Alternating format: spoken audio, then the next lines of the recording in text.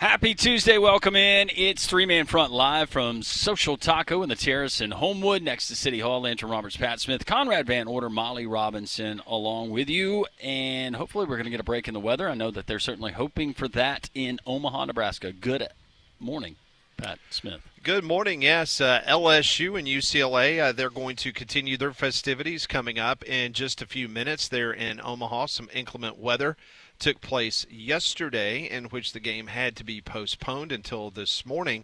We're 4 innings in, so LSU, they currently have the lead in the game 5-3, so we'll keep you posted throughout the morning as that game gets underway. But the story yesterday was from Omaha in the world of sports. It wasn't Shohei Ohtani pitching last night. It's what Gage Wood did on the bump for the Arkansas Razorbacks yesterday. The first no-hitter in the College World Series since 1960. Just the third no-no ever in Omaha. Also set the single-game College World Series record with 19 strikeouts. He carried a perfect game into the 8th inning until he hit a batter. That was his only blemish the entire day. So he was able to take the perfect game, the deepest a pitcher had gone in the College World Series since 1999. So it had been 26 years since that happened. Just a dominating performance. Before we went off the air yesterday, we were kind of watching it over our shoulder. And remember, I was telling you that his fastball was averaging 97.3 miles per hour yesterday. I mean, it was a nice warm day in Omaha. He was able to get loosened up good, and, man, he was throwing BBs. 119 pitches. The last pitch that he threw in that game yesterday was registered at 97-plus miles per hour. The guy was just throwing unbelievable yesterday. And up until that point, I think the most that he had thrown the entire season was 89 pitches. But he threw 119, and Dave Van Horn after the game said there was no way he was taking him out of the game. None.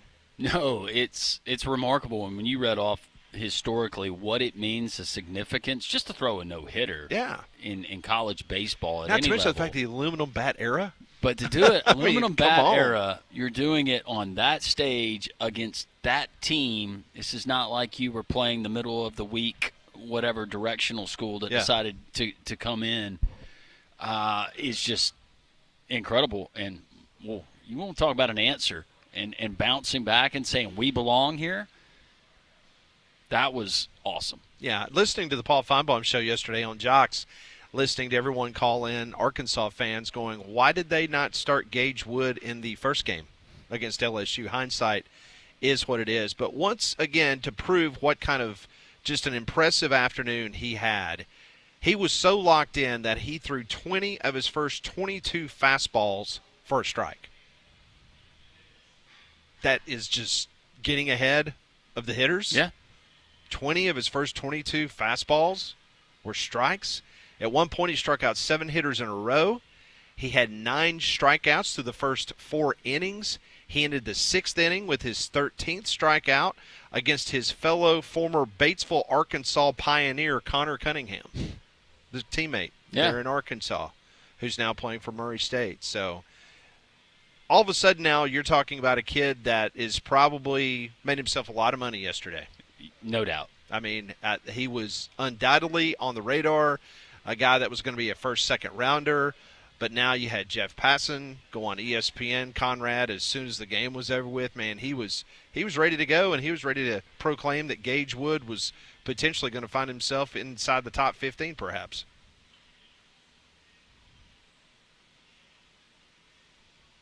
Just an amazing performance. Yeah, it was an outstanding performance. Yeah, it was. And hopefully LSU, they can hold up their end today and find a way to beat a pesky UCLA team, a very good team, and hopefully we get as much out of the SEC and as much run as we possibly can get.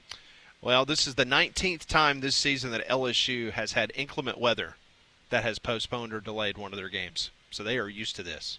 So they'll be getting underway momentarily. Joining us now on the Higginbotham Hotline, he joins us every Tuesday from the AJC, covers the Southeastern Conference. You can also follow his work there about the Georgia Bulldogs at DogNation.com. Mike Griffith joins us on Three-Man Front. Mike, just what a performance yesterday in Omaha as Arkansas's Gage Wood throws that no-hitter. Yeah, who did you face, Murray State? Yes. Mm-hmm. Yeah, against Murray State. Yeah, that was good. No, anytime you get a no-hitter at that level, I admittedly I didn't watch that game. But, I don't want to do anything to undersell that performance. But man, that is impressive. First time in 61 years or something like that it's happened out there? Yeah, first no-hitter since 1960. So, yeah, it's been a minute. Okay. 65 years. Yeah, even longer. Yeah. Yeah, well, that's great. And good for Arkansas. They stay alive after, losing the opener to LSU. So, yeah, two SEC teams still alive and kicking out of, what is it, Final Six now? Yes. Mm-hmm. Yep, two have been eliminated. Yeah. So, yep. Okay. Mike, in all of your career, and you've been to some really cool venues, have you ever been to Omaha to cover the College World Series? Yeah, it's been a long time. I was there when Jim Wells was the Alabama baseball coach. Oh, my goodness. So, I think 1997, I think the Tide went through the Sunken Diamond out at Stanford. And do you know who pitched? Do you know what former Alabama football player pitched for Alabama out there at Stanford? That's now coaching in the collegiate ranks in the ACC as an offensive coordinator. Are you getting warmer yet? Freddie? That was a head coach in the Freddie Kitchens. Yeah. Freddie Kitchens pitched for the Alabama baseball team. Freddie is so underrated. So underrated. I wish, and part of it is he doesn't like media attention. Obviously, you don't ever hear from him, but such an underrated athlete, such an underrated person. I mean, he is so dynamic, and the fact that he's there under Belichick at North Carolina, the fact that he was a head coach in the NFL, he got dealt kind of a bad hand, frankly. I mean, he did so much for Bruce Arians. When Bruce Arians had all that success, Freddie was a big wheel behind a lot of that, and he's one of Alabama's own, right up there from Etowah. I enjoyed my friendship with Freddie. I'll tell you guys, when Freddie finished his last game, there's kind of a code among journalists. Okay, it is a fireable offense for a journalist to ask for an autograph. You never do that. You just don't. Right. You just don't do it.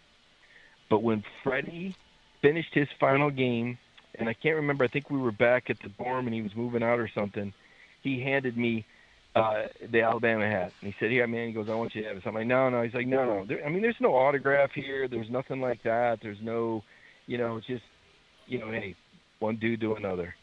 And that is one of the very few things that, because you don't ask for anything. But, if an athlete's like, here, yeah, it's like, okay, this is the guy you covered his career. I had to write stories about Freddie that were tough at times. We did a diary series at the Mobile Register. Think about how different times are now. Ted Miller, who would go on to work for ESPN and cover Washington. Mm-hmm. So I would call Freddie every Sunday night, and he would call Damian Craig every Sunday night, and we did a diary, talking to these guys every Sunday night. We'd get them on the phone for like an hour, and it was really just a diary of their life. And then at the end of the year, we printed the diary of what was going on in their life, like during the season. So, just think how different that nowadays. Good grief, can you imagine what the rights would cost for that, or the network would want to get in the way, or the program SID. I'm trying to think. I'm thinking Larry White. Somewhere Larry White's rolling his eyes right now, going, "God, did you do that too? Good grief, you couldn't leave here soon enough." Because back then they had to protect the student athletes, right? And I don't know if we were supposed to do that or not, but we did. And the players were cool with it. It wasn't like we wrote anything heinous or bad. It was just, and at the end of the year, it was a really good read. It might have been like a Christmas story or something, but it was like a really good read. That was when you would buy a newspaper, and because those diaries literally took up an entire page. You can just imagine how, if you're calling these players for 12 weeks and you've got 12 entries with Damian Craig and Freddie Kitchens. But it was just kind of a fascinating time, because back then you really did know the athletes. In fact, the summer before Freddie's senior year, he reached out to me to let me know he was going to be in Mobile caddying for a friend who was playing in a golf tournament down there. I think I might have met Freddie at the Big Kahuna for a beer. I think that really happened. Now, he was 21. I can see that happening. Yeah. But I'd say probably a few. But that's how it was. And you knew these players. I had lunch with Sean Alexander 3 days a week. His entire year he was being redshirted. I got to, well, not the entire year, but I guess it was about halfway through the year when I was watching the Alabama defense because there was no way I was going to out-report the Birmingham News or the Huntsville Times or the Tuscaloosa News. I said, why am I standing over here watching the offense? I'm seeing the same thing these guys are watching. There's no way I'm going to beat these guys on stories. So I said, you know what? Steve Spurrier told me once that if you're going to be successful in life, you either work harder and longer or you do things different. So I said, you know what? I'm going to be the guy that's going to go over and watch the defense. So I was the only one over there. All those other guys are watching the offense every day because the practices were open then. I'm going to watch the defense. And I see this 37, and I'm like, who in the heck is this guy? You know, he's baking out. This is when Alabama's defense was like the deal, man. I mean, we're talking Dwayne Rudd days and Kelvin Moore and Deshae Towns. I mean, Bama had some dudes. And Sean's got a scout team in front of him, true freshman. He jukes two guys in the backfield. I mean, literally spins around, turns his back to him, shakes his hips, spins back around, gets the corner. Dwayne Rudd's in pursuit. Sean's running by Dwayne Rudd, holding the ball out at him. Like, ha-ha, you can't catch me. And then Deshae Townsend, like, dives at his legs, and Sean just steps over him, keeps going. And I'm like, what was that? Like, what in the world? Like, this is unbelievable. This is like of Barry Sanders. I covered Barry Sanders in the lines. I'm like, this is unbelievable. So I went up to the coach's office. I said, where's the running back coach? Because Ivy Williams guy. Yeah. So I meet this Ivy Williams. I said, who is this number 37? He goes, who wants to know? I said, I want to know. He said, come on in the office. He shuts the door. He goes, I can't use the words. He says, you're the first guy. I'll just say that. You're the first guy to notice him. Sit down. I'm going to show you who he is. Puts in his recruiting tapes. And I'm seeing, like, how in the world? He goes, man, we ain't wasting a year at Sean Alexander on kick returns. We're going to redshirt him. I said, you're going to redshirt that? He goes, yeah, man, we ain't going to waste him. He'd be a third-string guy. He ain't ready to pass block yet. He ain't ready to play. And he wasn't. So we're not going to waste a year of Sean's eligibility. So they read it. He goes, yeah. He goes, Brother Oliver always comes down here. He said, boy, Ivy, those starting running backs you got must be real good because this guy here. So you guys remember how it was. You'd go to Bryan Hall for interviews, and you'd interview the guy, and you would sit down. You'd have lunch with them, and then afterward they had this ice cream machine. You'd go get an ice cream cone with these guys, and you'd sit in the lobby and talk with them. And I'd sit and talk with Sean. He's being redshirt, and I'll never forget Seagrass and Malik walked by one day. And they go, oh, Mike, you're talking to Sean again. And Sean was sitting right next to you. Oh, you're talking to Sean again. I go, yeah. And one of them, I can't remember which one. They go, he doesn't even play. And they kept walking. And Sean goes, they don't know, dude. I said, they don't know, dude. They don't know. And like for a year, I was the guy that was writing about the guy that didn't play. And it was like, y'all just don't know. Like, and then when Sean broke out, it was like, yeah, now you see. What 30? So that's why when people talk about great Alabama players, I'm like, yeah, there were running backs that won national. But if Nick Saban would have had Sean Alexander, there'd have probably been two more Heisman Trophy cases in the shelf over there because Sean was without a doubt the best running back they've had in my opinion. This is Mike Griffith. He joins us every Tuesday here on Three Man Front. We're going to run to a quick timeout. When we come back, we're going to wrap up our conversation with Mike Griffith, including what's going on in Asheville, North Carolina, if anything, in regards to the CFP as the commissioners are meeting. We'll have more Mike Griffith right here on Jox 94.5.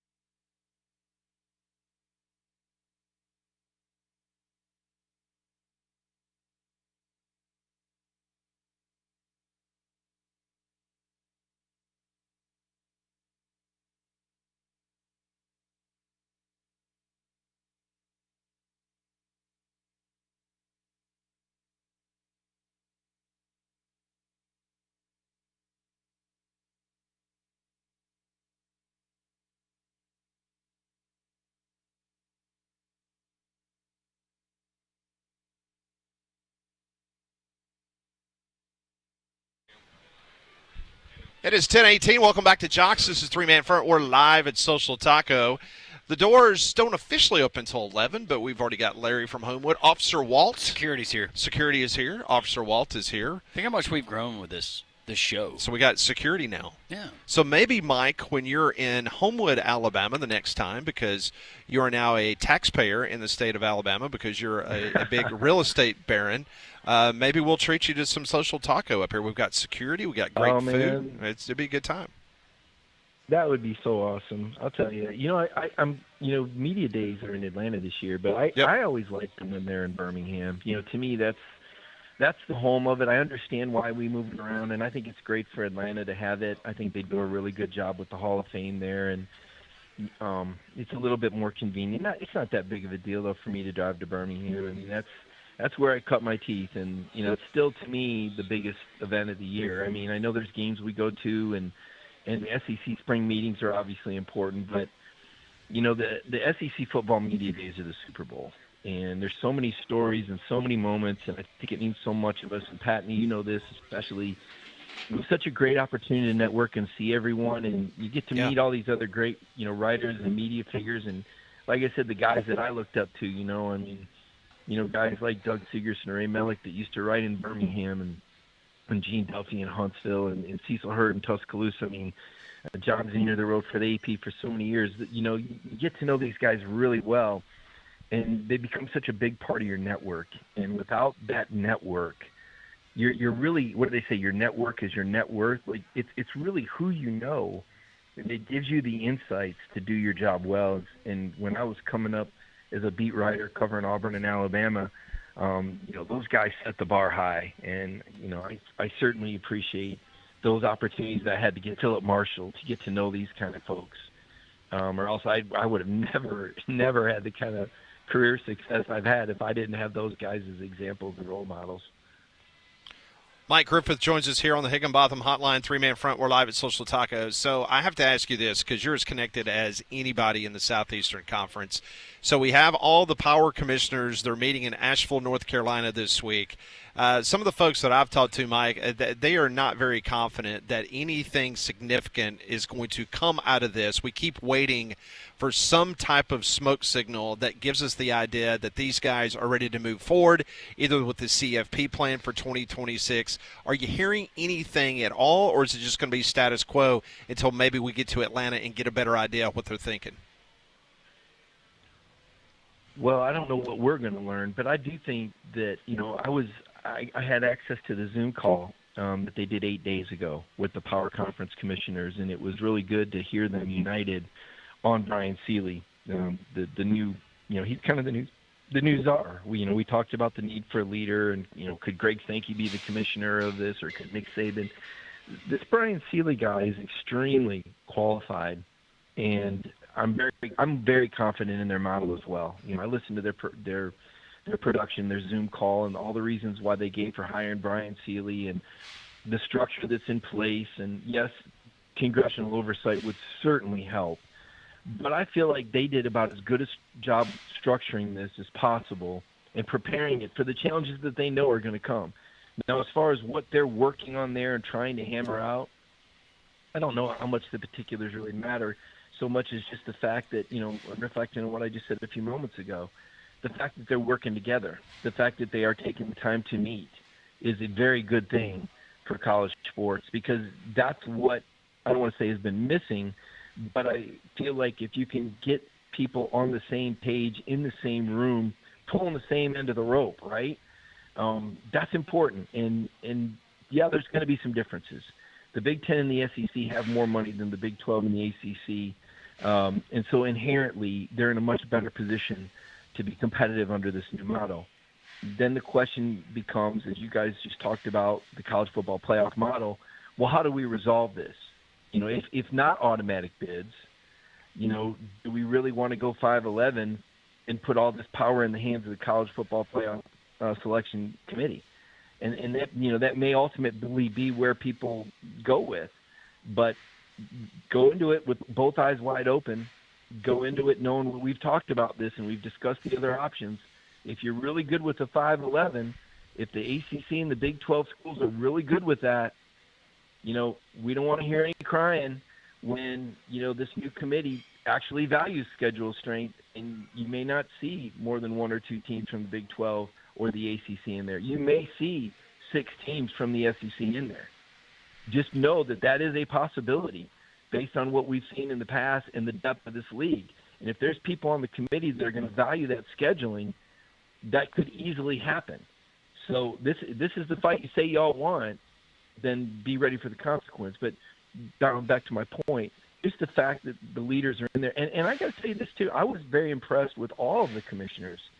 And when you look at their backgrounds and their, these aren't just, some former coach with, riding out the string here. I mean, these are incredibly accomplished, intelligent people. And now that they have more power and influence, and there's not nearly the bureaucracy maybe that there was with the NCAA, I think things are going to get done in a much more timely and efficient manner. And that's good because the challenges are greater than they've ever been.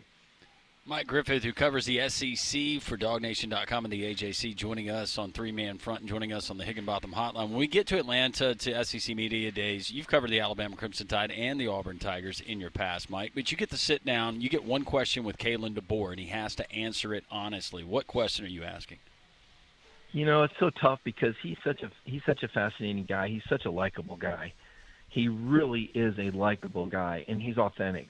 And he's genuine, and I appreciate him. I really like Kalen DeBoer. I mean, just personally, he's fantastic. He takes on all questions. He doesn't hide from questions. He tells what he can tell. He's extremely optimistic. I can tell you that out of the spring meetings.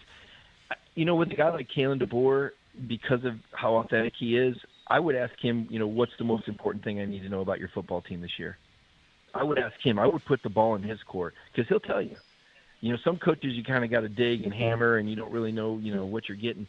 I think he would tell you, hey, this is going to be the most important thing and I think he has been very transparent. So I don't think there's one touch point. I mean, obviously, it all starts at quarterback for me with most programs because, as Billy Napier correctly said last year, the quarterback is a guy now more than ever that sets a tone, right? Because now if you're going to be the highest earner in the locker room, there comes a responsibility with that.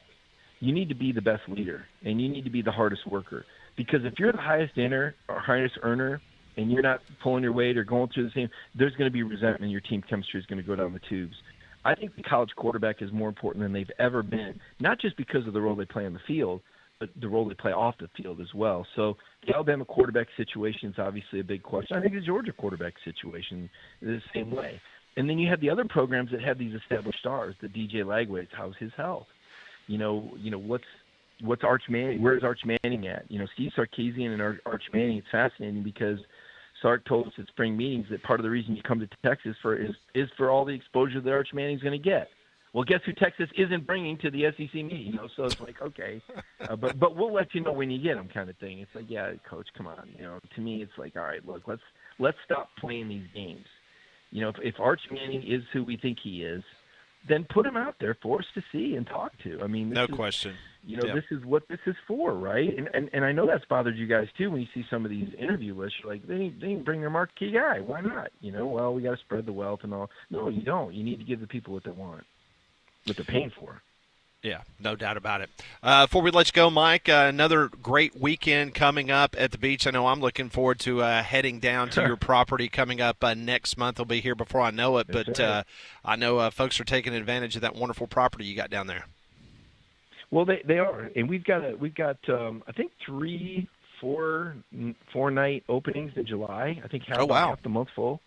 Yeah, and a lot of people wait a little bit longer to plan, and that's fine. And this property is a little different in that it sleeps up to 10. It's not the cheapest place to stay down there, but it's one of the newest and one of the nicest and one of the most convenient. And for some people that works, and some people it doesn't. But yeah, we're full in June. Half of July is full. But if they go to @GolfShoresGetawayAL, the Instagram, they can check out the schedule. They can check out the property, and I hope they enjoy it. I know we've had some of your listeners that booked it. I can tell where people are from, and when they make their reservations, and if they do it through the @GolfShoresGetawayAL, we've got that standing 20% off offer for your WJOX listeners, which is nice for them. Kind of works out for all parties. Sure. But I appreciate the opportunity to publicize that. But I appreciate that the feedback we're getting. I mean, read the reviews. I mean, it's 5 stars across the board. Oh, I can't wait to get my review. Man, it's going to be good. Well, you're a tough critic. My manager, I have a great property manager down there. But it is. It's really, like I said, I think good things are happening in Alabama. And I'm optimistic about Alabama and Auburn football as well this season. That Auburn game. One of my coworkers did a show the other night, and he believes that Auburn is primed, to win that game because of where it falls on Georgia's schedule. And I took a closer look at it, and 2 years ago, Georgia still had a healthy Brock Bowers, and they barely escaped Jordan-Hare Stadium with a touchdown win. And they were in danger of losing that game with Carson Beck at quarterback, with Brock Bowers, with Ladd McConkey. And that was a very down Auburn year 2 years ago. So we know how dangerous that stadium can be. And, if they ever pressure wash, it'd be darn near perfect. Yeah, there it is. I knew it was coming. All right, Mike, listen, we always appreciate your time. Thanks for the extended visit. We will catch up with you next week, and enjoy your week.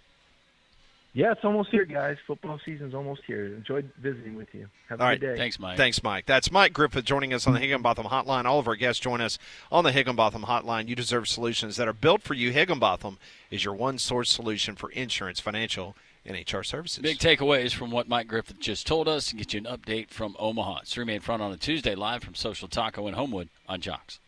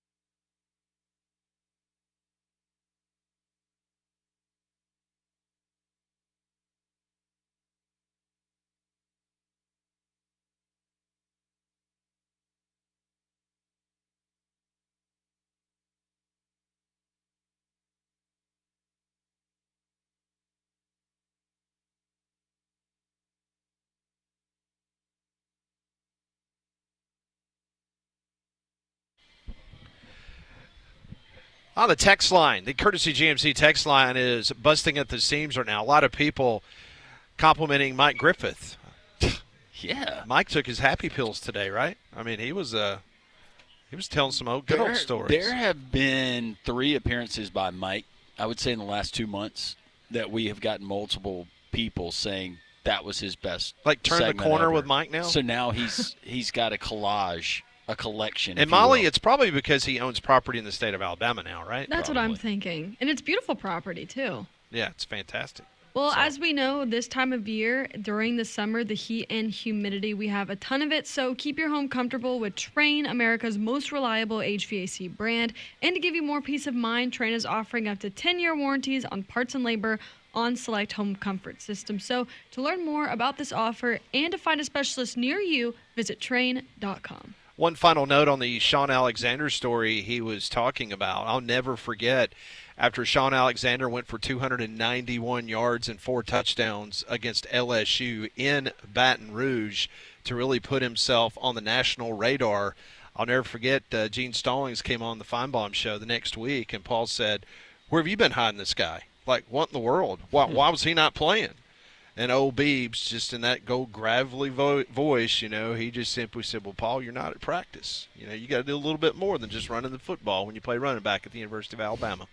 So apparently there's one thing Mike did not go into detail about, but a lot of people said that Sean didn't like to do pass protection blocking. all the great backs. I don't know about pass protection. Bo Jackson, he didn't like to practice. With Bo's talent, I wouldn't have a problem with that. No. Didn't like practice. There's been other guys that didn't like practice. Well, yeah, that's. But Sean Alexander, man, when he went for 291 and 4 touchdowns against LSU that night, I think Bama won 26-0, if my memory serves me right. Just taking LSU to the woodshed. Yeah, I think you're right. I Yeah. remember watching that. Yep, shut them out, 26-0. Seems to happen a lot with Alabama there. In Baton Rouge. Just think if Matt Moscona and T-Bob would have had a show back then. That'd have been something. That liver couldn't take it, I can tell you that. No, that would have been something else. Meanwhile, in Omaha, Nebraska, Landrum, LSU has tacked on a few more runs now, top of the 5th inning, and the Bayou Bengal Tigers, they lead the Bruins from Westwood, California, 7-3. Go Tigers. I do like the You like the blue on blue? I like for the UCLA Blues. Yep, I really do. Boy, that ball just died there in the power alley, didn't it? Yep. Has a tendency of doing that in Omaha. No, good for LSU. LSU Coastal. You do remember I called that. No, you did, and you were hoping that that's what was going to happen. So the winner of today's game between UCLA and LSU, they will be in the winner's bracket. They will play tomorrow night at 6 o'clock. The loser will have to turn around and play Arkansas tonight at 6 o'clock. Quick turnaround for whoever loses this game that they're trying to finish right now.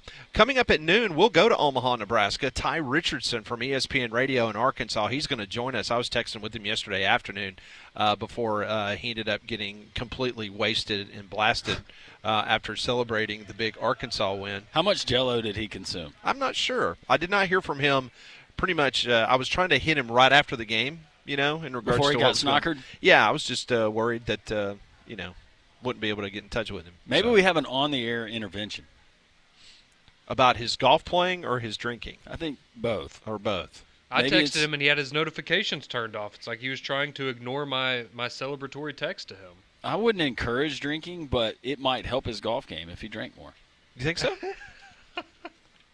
What was Conrad's excuse? Because Conrad was snookered that day. No, Conrad was not snookered. He was not. He was being a good boy. Was he? Everybody was actually behaving. Well, I mean, when you take them to your fancy club, I mean, everybody's got to behave. Yes. So fancy. I think we need to have an intervention about being on time before we have one about yeah, you know too what? much I'm on the glad you golf brought course. that up. Yeah. Someone had to do it. Ty just assumed because we were both in that vicinity that it was just a stone's throw and he could get over there in 3 minutes. Did he drink that Arkansas White Lightning? Did he have it in his bag? He busted it out on the back nine? I don't know. As a matter of fact, he did have a secret little bottle he was pulling out of his golf bag. Yeah, he was putting it in the styrofoam cup. I don't know what it was. Did it eat the bottom out of the styrofoam cup? He double cupped, so it might have. Oh, okay. Well, at least he was smart enough to do that. Tigers have just put down the Bruins here in the top of the fifth inning. So bottom of the fifth coming up, LSU is the home team, 7-3, as LSU has a 4-run lead over UCLA. This might be it for the Bruins over the course of the next hour or so. Yeah, let's hope so, because it just means more. As we continue live here from Social Taco in Homewood, we invite you to join us. Door's going to open 20 minutes from right now, but don't forget about the Mix and Match Taco Tuesday, the combination, $4 tacos, any combination, as many as you want. Also, the burritos, the Mexican pizzas are to die for. The chicken feathers that Pat always starts. It's the pulled chicken, lightly breaded and deep fried with the assortment of sauces. There's something for everybody at Social Taco in Homewood next to City Hall, socialtaco.bar for more information. All right, so the Football Oversight Committee, we talked about it briefly yesterday, what we were anticipating.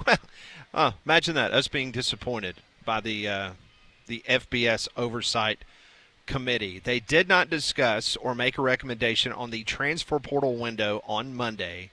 A decision on the portal likely lies with the House Implementation Committee. It's another committee that is made up of P4 commissioners. It may be a key topic this week in Asheville as the commissioners are meeting in Asheville, North Carolina.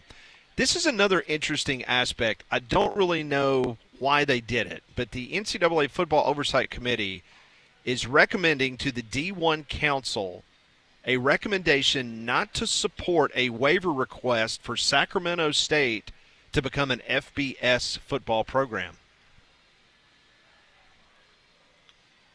Well, that changes what seems like a lot of well-intended plans that have been going on at that school. So just like any committee, you can make a recommendation, and then it's another body that actually votes on it. So the Oversight Committee, they're recommending not to grant Sacramento State's request for their transition to go to the FBS. We've talked about it on the show before. Sacramento State has raised a ton of money in regards to them wanting to make that jump up to the FBS. So the authority to grant the waiver, it still remains with the D1's council's discretion, but that's a pretty big one that the Oversight Committee, I'm sitting here looking at the names on the Oversight Committee, and there's only one SEC official that is on this committee, and it's Josh Brooks. He is the athletics director at the University of Georgia. You've got, I'm sitting here looking down the list of the folks that we would, like, you got the commissioner, you got Keith Gill, he's the commissioner of the Sun Belt Conference, he's on there. Michael Strickland, he's the senior associate commissioner of football for the ACC, he's on there. I'm just trying to see who would be the ones that would have a problem with Sacramento State making the jump up to the FBS. This was recently, but their NIL, Sacramento State's budget, $35 million, and the goal was $50 million just for name, image, and likeness. Well, they got Shaq on board. Well, you got guys like Zach Potter, remember, who was here with the Stallions, and they were able to get him away. I mean, you've got some folks that really know their stuff, and a lot of investment has been made. I hope for their sake that they're granted FBS approval, but I guess you'll have to wait and see what everybody else decides. I'm going to have to text Rodney Orr to find out. I will be the first to admit I do not know much about this four-star quarterback out of Omaha, Nebraska. He is 6'4", 210 pounds. He has just decommitted from Iowa State, and he is committed to the University of Alabama. Four-star quarterback by the name of Jet Thamala. Thomalla. You had me at Jet. Alla. What's his 40 time? Do not have that. 6'4", 220? 210. Okay. 6'4", 210. With pads on, it's 220.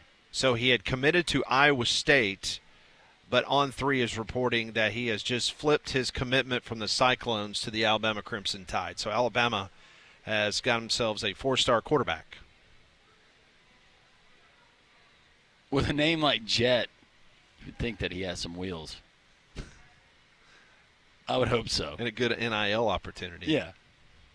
Well, of course, For he could be private like some of plane. those guys that you call tiny, and they're giants. He might be slow as Christmas for all we know. I was about to say, I like to think he's probably just a pure pocket passer. He's got the feet of Tom Brady. He's accurate, but he's not mobile. Built like Ryan Leaf. That's yeah. There you go. So was he on your big board, Conrad? Did you have him flipping to Alabama? No, I did not. I know they the quarterback, his last name was Beaver. I think it was Bryson Beaver or something like that. They had offered him over the weekend. He's a 4-star guy in the 2026 class. So I guess that was the name that most people were looking at. But who knows? Maybe this will be like Keelan Russell last year, right? Where they signed this kid that had an SMU commitment and no one had ever heard of him. And lo and behold, he became a top 5, recruit in the overall class. So There's some great names that's being recruited by Alabama. You've got, you just said, what, Beaver?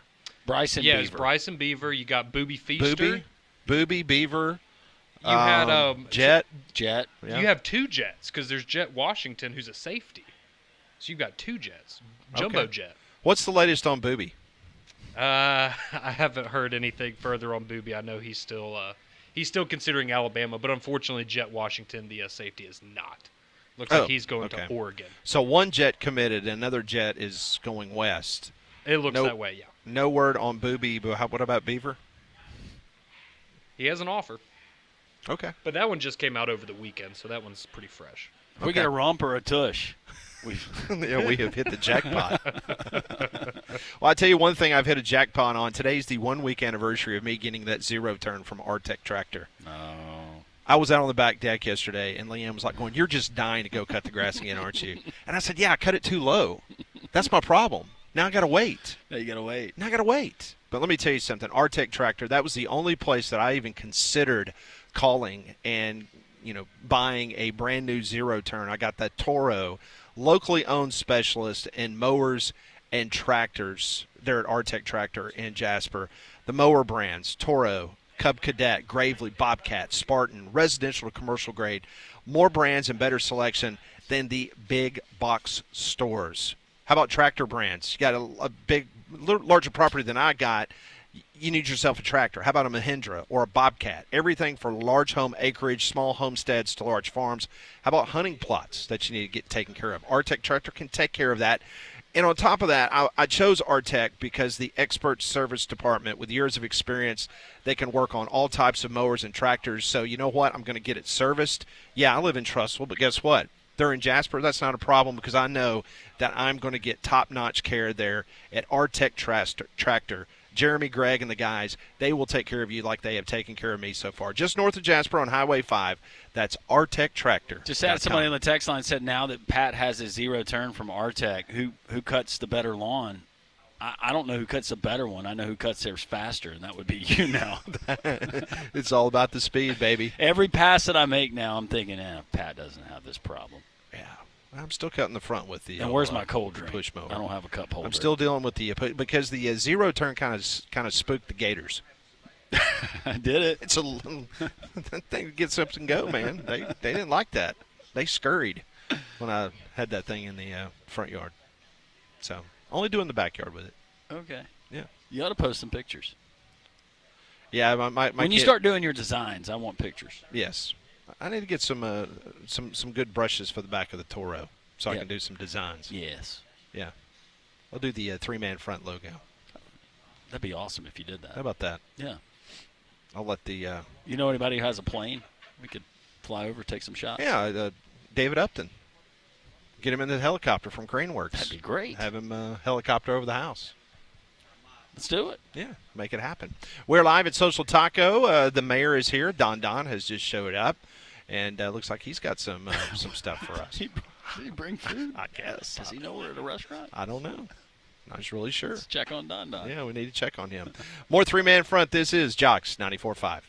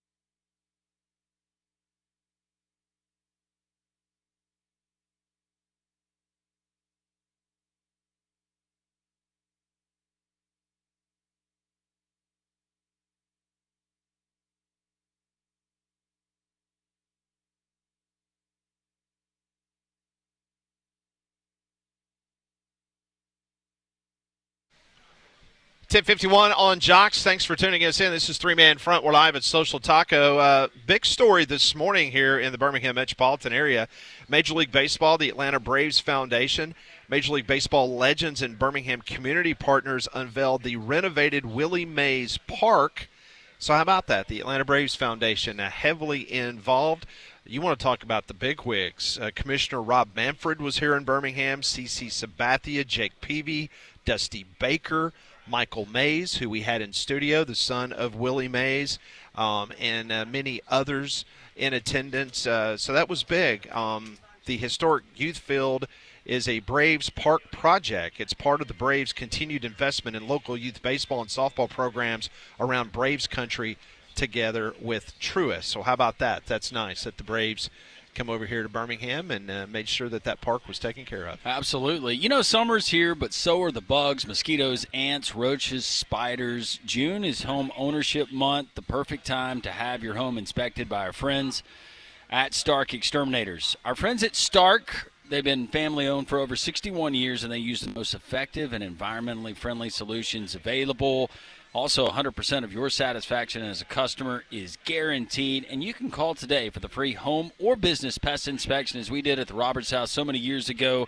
You simply call 855-START now or visit StarkExterminators.com. When you do, one of their professional and courteous team members will come out to your home, inspect it thoroughly inside and out, address any current issues that you're having like we were with ants in the bathroom, and then they'll take a look around your property and they'll tell you about any problems that could arise down the road, and they'll take care of those as well. Stark Exterminators, it's a team that you can trust. Call 855-STARK now or visit StarkExterminators.com for the free home or business pest inspection today. And as always, tell them Landrum from Three Man Front and Jox sent you. So LSU continues winning. They are now going to the bottom of the sixth inning, and LSU leads UCLA 7-3. If LSU wins, then they will find themselves continuing on in the winner's bracket. Did you see the double play they turned? Yeah, that was nice. They would take on Coastal Carolina. Meanwhile, UCLA, if they lose, they've got a quick turnaround. They're going to have to get right back at it and face off with Arkansas. So that would be coming up a little bit later tonight. We just told you a few moments ago, Alabama flipped a quarterback commitment from Iowa State. He is a four-star by the name of Jet Thamala. Or Tamala. I don't know if the H is. Yeah, that was good. I like the way you said it. Tamala or Thamala? Both times. Okay. So, I don't know. According to On3, he is the 13th best quarterback recruit in the 2026 class. Okay. He was committed to Iowa State since April. And so Alabama has flipped that quarterback commitment. I was talking to someone in Tuscaloosa over the weekend, and they told me that Alabama was extremely confident in regards to the 4 and 5 stars that they had on campus over the weekend. They believe that they will get a pretty good haul from that group that was in Tuscaloosa over the weekend. Yeah, recruiting going really well for the Crimson Tide, and I would think that, but not until you see their no, name. That's right. On that paperwork. Well, and with and NIL. Come fall, what is that quarterback room going to look like? I guess you're going to have Austin Mack at least for the foreseeable future. Just thinking out loud. Yeah. We continue. We're live from Social Taco. The doors are open. Some of our friends already here. Come and join us as we broadcast until 2 o'clock. The Mix and Match Tacos, the Dollar Cervezas, and so much more. SocialTaco.bar for more information. We continue. We'll get you updated from Omaha. Three-man front, live from Homewood on Jox.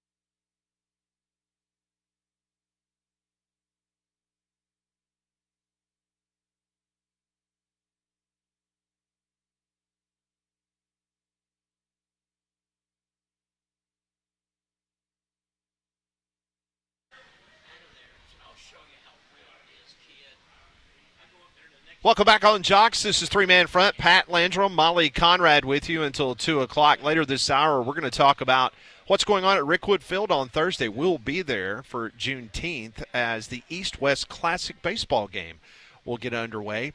Home Run Derby at noon. The game itself, it's a 5-inning game. That will start at 1 o'clock, but we'll be live at historic Rickwood. It'd be nice to get back to the old ballpark. You and I and the rest of the crew, we were out there, seemed like the whole week last year when the Biscuits and Barons and the Cardinals and Giants played.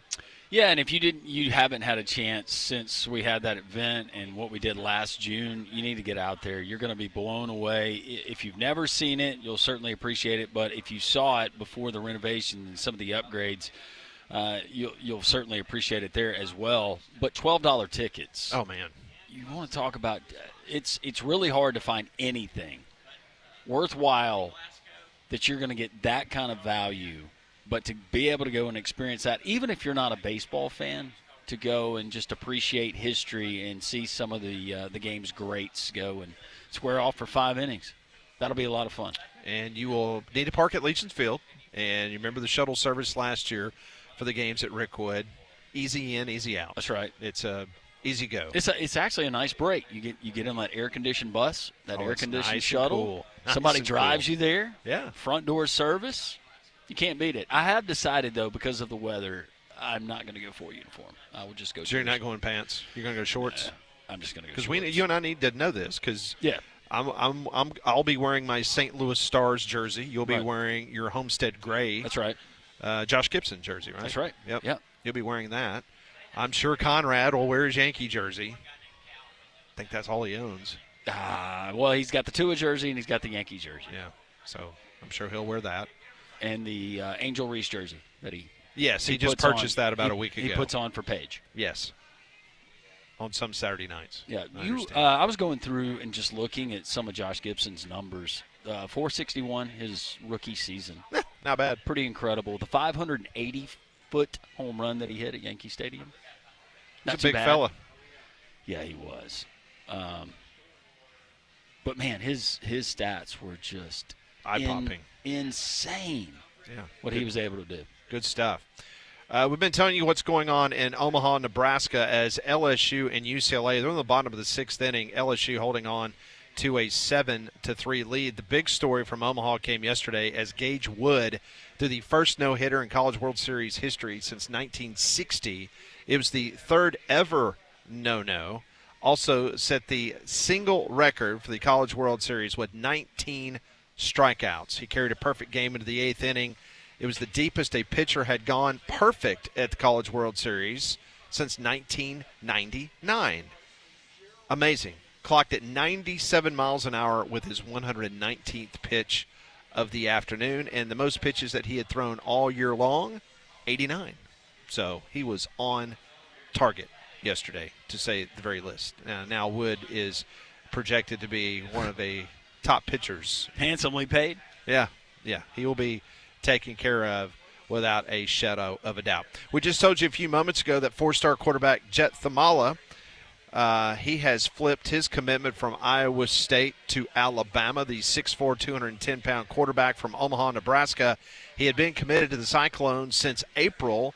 His junior year, he led Nebraska, his high school team in the state of Nebraska, to the state championship. Eye-popping numbers, 47 touchdowns, 3 interceptions, 70% completion rating. He was the Nebraska Player of the Year, to say the very least. Yeah, that's. I'm sorry, did you say it's Tamala or Thamala? I looked it up, got the pronunciation. It says Tamala. Tamala, okay. I'm making a note. Now, maybe he pronounces it Thamala, but, I mean, you got to trust the internet, right? Well, the internet's always right. AI. They're always correct. Yes. But no matter, I don't know how strong Nebraska high school football is. I know that Tom Osborne, he made a living recruiting there and what they were able to do back in the day. But 47-3 touchdown to interception ratio. That's it doesn't matter wherever you're playing. Yeah, that's exactly right. I mean, that's impressive. No matter whether you're Alabama High School Athletic Association or the Georgia or Nebraska, whatever the case may be, that's impressive. Sure is. I think he threw for 3,600 yards as a junior. Yeah, 3,664 yards, 47 touchdowns, 3 interceptions. Led his Patriot team. How about that? Like your old Homewood Patriot That's right. team. Won the state they championship got his the junior season. Vegas Patriot, or did they? No. They got Pat the Patriot. They got Pat the Patriot. Yeah, I'm on seeing the unis now. On what I saw. Yeah. Wow, okay, that's good. Looking good, right? Yeah. That is good stuff. The doors are officially open here at Social Taco. PG has arrived. Joe from Vestavia. He has brought in. Michael is here, as he customarily is. So it's a great to see our great listeners of Jox here on this Taco Tuesday. Yeah, and Coach Jackson, if you're listening, we're sorry you couldn't join us, but thank you for the deep fried chicken. Yes. Yeah, we will never turn away food. And I understand that BB is bringing her red velvet cake today. Larry from Homewood, he's over here, been bothering me about making sure he gets a piece of that cake. Larry, you're the closest guy to him, so that's, yeah. Usually it's my other teammates that fill the shrapnel. That's right. Of my witty barbs. His witty barbs. What Larry remembers the day. You know, BB called in the show last week, and she was on the fence about whether to cut her hair. I wonder if she's going to show up with a new do. Yeah. Yeah. Larry, I said the same thing. I said, you don't need to cut it. You got great hair. We'll see what she did. Who knows? We might not recognize Who gave her the suggestion on the show? Was it Conrad? Told her to Conrad. cut it down to like her shoulder length? Is that what Conrad? I think he did, was saying that Paige did that because she had always had longer hair, and then she cut it, and then she wound up really liking it, if I'm not mistaken. So this is going to be interesting because I think Conrad gave her 2 recommendations. First off, she offered banana pudding or red velvet cake, and he said red velvet cake. Yeah. So she's making a red velvet cake.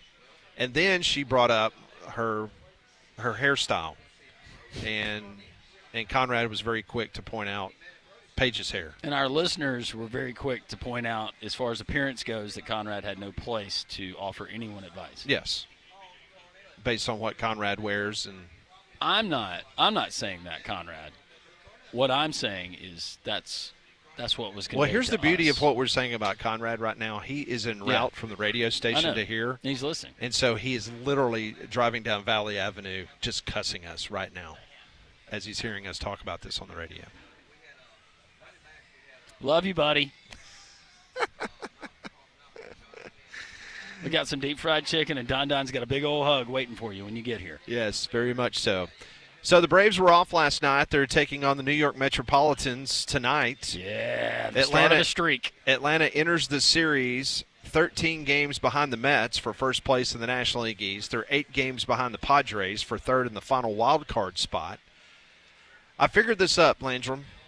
There's always hope. I've told you that a season is a marathon. It is not a sprint. Atlanta needs to go 59-33 the rest of the way to get 90 wins. 59-33? 59-33 to get to 90 wins. So the best of my figuring, that would get you to 90 wins, and that will get you in the conversation for a potential wild card. We need to go 20-10 for the next 3 months, essentially. The next month. No, but 20-10, 20-10. Oh, I see what you're saying. Okay, yeah, correct. To get you to 60 wins, that'd get you to 91 wins. This is our first matchup of the season versus the Mets.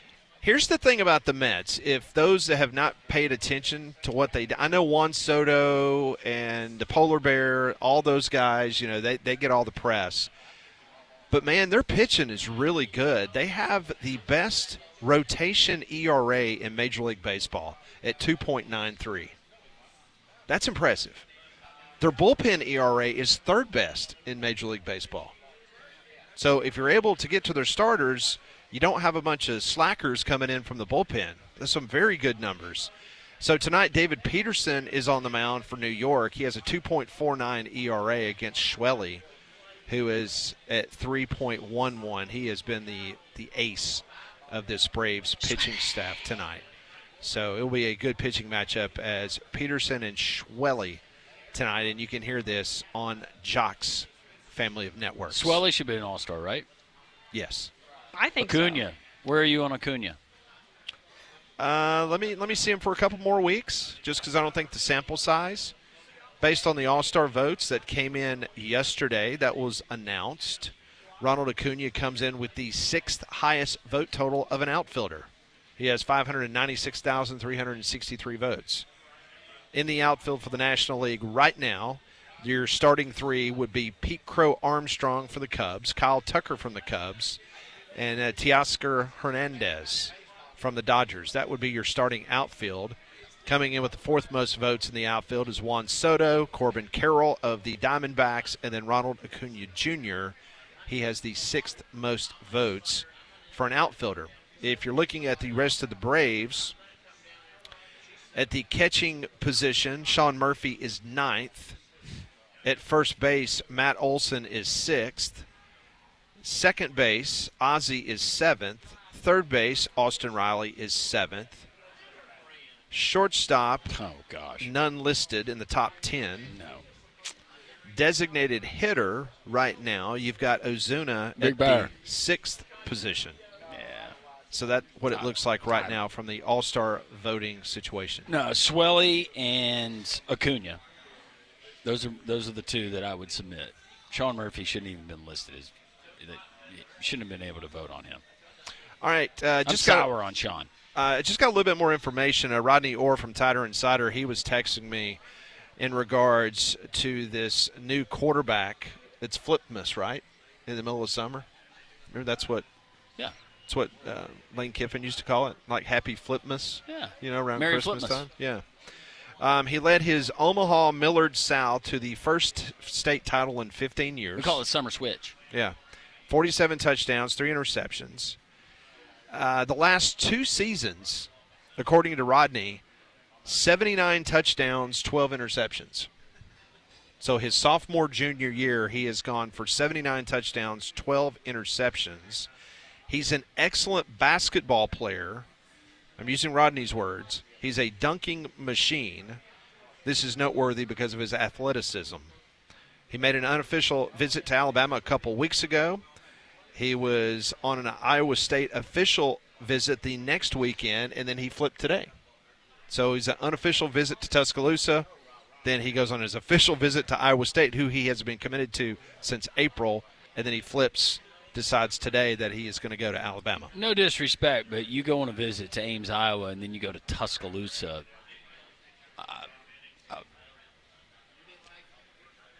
That's a tough matchup if you're Iowa State. That's one of those to where there's a lot of things involved there. Before you make that offer to him, you better make daggum sure that it's going to be a yes, because you don't need that to get out that a kid decided to pick Iowa State over Alabama. Right. Well, this is where Iowa State goes back to the collective, and they say, guys, we can't lose this kid. Jet is our future. He's our next Brock Purdy. He's our next, name another Iowa State quarterback from the past. He's our next Brock Purdy. It sounds like he's got a little bit more athleticism than Brock Purdy. Now, Brock Purdy's a really good NFL quarterback, but as far as where Brock Purdy was when he was a junior in high school to where this young man is, I don't think it's night and day in regards to what Alabama is getting. So come on by and see us. We're live at Social Taco. We'll be here until 2 o'clock. Joining us at the bottom of the hour, we hope to catch up with Gerald Watkins from the Friends of Rickwood. Also Rob Field, who is the senior manager for global events at Major League Baseball. He is going to be joining the program as we'll be talking about the East-West Classic that is coming up on Thursday at Rickwood Field. You hear me talk about Abide Roofing every single day, and we got an absolutely toad strangler yesterday. It was biblical out in Trussville, the kind of rains that I got. But you know what? I had the peace of mind of knowing that I had an Abide roof on top of my house because they took care of me a couple years ago. I had some issues. I called Travis Lloyd and his outstanding local roofing team. They got out to my house. They realized that I had some major problems. Not an issue at all when I'm dealing with Abide Roofing because the communication was outstanding. And matter of fact, they dealt with my insurance company. So they were kind of dragging their feet a little bit. The insurance company was, not Abide Roofing, but Travis was able to get on the phone. Matter of fact, he got on the roof himself for 2 hours with an insurance adjuster from Montgomery who drove up to obviously going to try to decline my insurance. And so Travis was my advocate, and he took care of that for me. I got a brand new roof, so I trust these guys 100%. They're licensed, bonded, insured. They're the real deal. Take advantage of those free roof inspections right now, because we saw what happened yesterday in Metro Birmingham, just these heavy rains and storms. Let you have the peace of mind that everything is cool. And if things are not 100% copacetic on top of your roof, guess what? They can fix it. Abide Roofing today, abideroof.com, 205-922-7134. Update from Omaha College World Series. LSU still leading UCLA 7-3 as they play in the top of the seventh inning with a couple of outs. UCLA batting will continue to keep you updated there. Lots more to go. Also, our friend Gerald Watkins telling you about the exciting event coming up at Rickwood in just a matter of moments. All of that and so much more. It's Three Man Front on a Tuesday, live from Social Taco with our friends on Jox.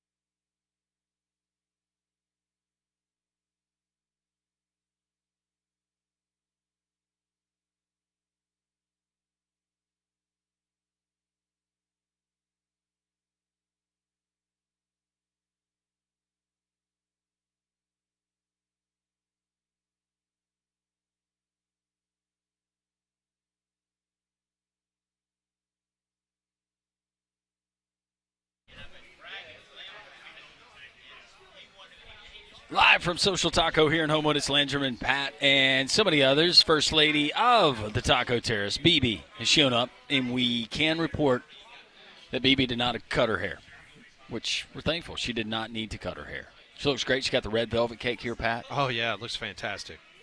And greeting everyone. We got Burr, who is here as well, and we have other great friends that have joined us. You can join us. We broadcast until 2 o'clock. If you can't make it Before 2, they have the half-off happy hour, and that's Monday through Friday from 3 to 6. Enjoy the half-off apps and drinks at socialtaco.bar for more information. And right now, going on in Omaha, you have the College World Series. LSU leading UCLA as they play in the 7th inning. 7-3 the score. The Bengal Tigers on top. So they tried to remain unbeaten in the College World Series and join the likes of Coastal Carolina.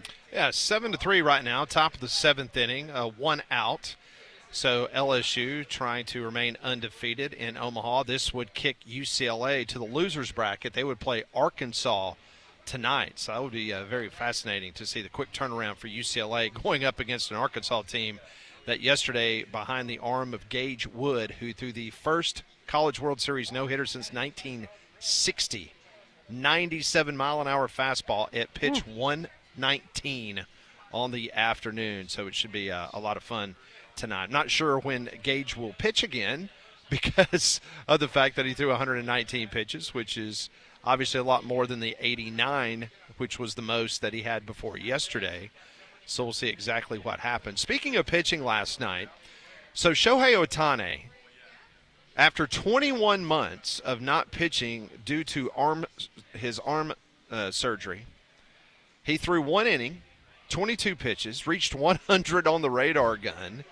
He gave up a run on a pair of softly hit singles and then a sac fly.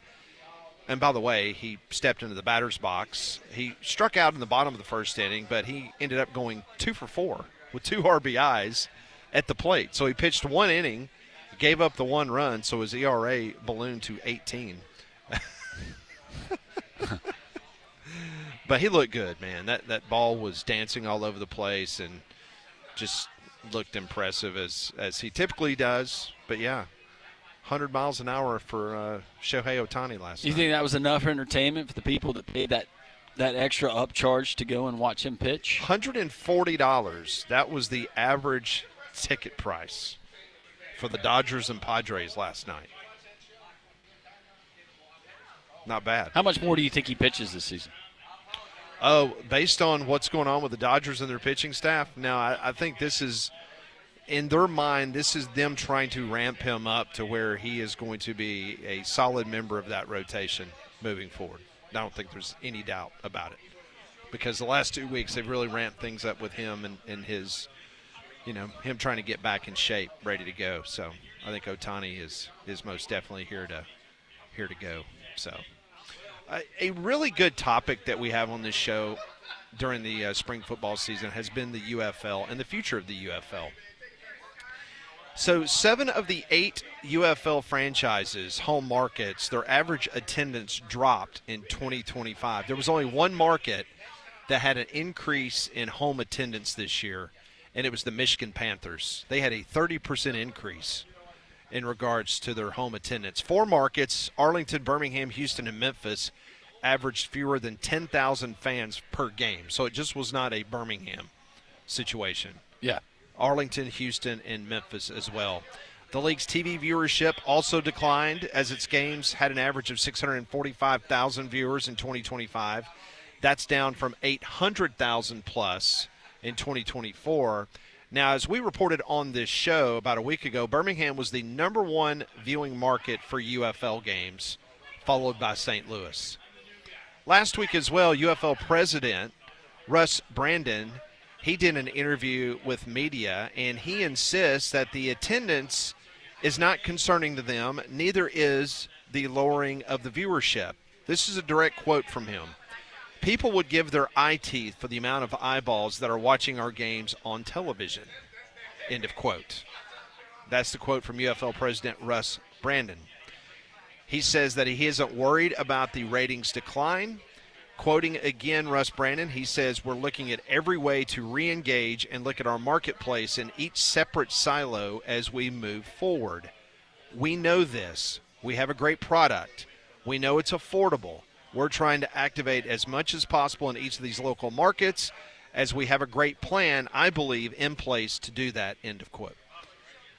Yeah, and without I like the UFL just fine. I don't know how well, there's 2 aspects here. How do you bring in more eyeballs as far as in-person attendance, if you wanted to ramp that up, and since you don't have the individual franchise owners, and that's all owned by the hub, I don't know how many marketing dollars would be available, but have events outside of the event. Just going back to the World League of American Football, or it was the CFL, it was one of them, where I can remember they had a concert in the end zone prior to the start of the game. And it was Ronnie Millsap. But I remember that, and there were people who were there, Larry closing his eyes and laughing. Smoky Mountain Rain. Yeah. But, yeah, there were people that came to see Ronnie Millsap play, and they got there early, and it was a draw.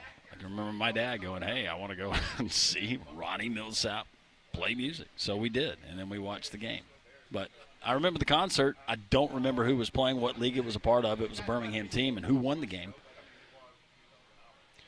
Well, listen, we've discussed it before. The number one thing, the plan, if the USFL, if they had not merged with the XFL, the original plan was probably by this last season or moving forward into 2026 that there would be a local ownership group that would have owned the franchise. Now, the cost would still be the cost in regards to what they're paying. We're not talking about the competition we had versus the USFL in the old days when Donald Trump was the owner of the New Jersey Generals, in which he paid Herschel Walker an obscene amount of money to play in the USFL as opposed to the NFL. We're talking about cost control from a contract standpoint for players, but having a local ownership group would allow them to put boots on the ground in this market. Yep. And be able to have the marketing and the advertising and be able to come to Social Taco on a Tuesday and talk to our great listeners at Jox 94.5 and try to promote the brand and try to get folks out to Protective Stadium. Now, is it the window that we maybe need to adjust for next year where it starts a little bit later? They kicked it and made it a little bit earlier. Do we need more training camp time for these guys? Because it was across the league. Everybody, it was not the best football in the first few weeks of the season. Yeah, a lot of injuries. A lot of things took place. My opinion from a calendar standpoint is I think that you need to make people miss football a little bit. Yes, let it simmer a little bit. You know, even if you take it 2 or 3 more weeks, because you had a situation where now Birmingham ended up winning the USFL regular season, and so they got the home field advantage. But up until about 3 weeks beforehand, Michigan was not going to be able to host. So if Michigan would have won the USFL conference, they would not have been able to host Birmingham. They would have had to play it here because there was something going on at Ford Field. Yep. You know, that's the kind of stuff that that they need to fix in regards to trying to make sure that kind of stuff works out. So, but. When we come back on Three Man Front, Gerald Watkins, the Friends of Rickwood, is going to join us here on the program as we're going to talk about this outstanding event that is coming up on Thursday at Rickwood Field. More Three Man Front, we're live. Social Taco, Jox 94.5.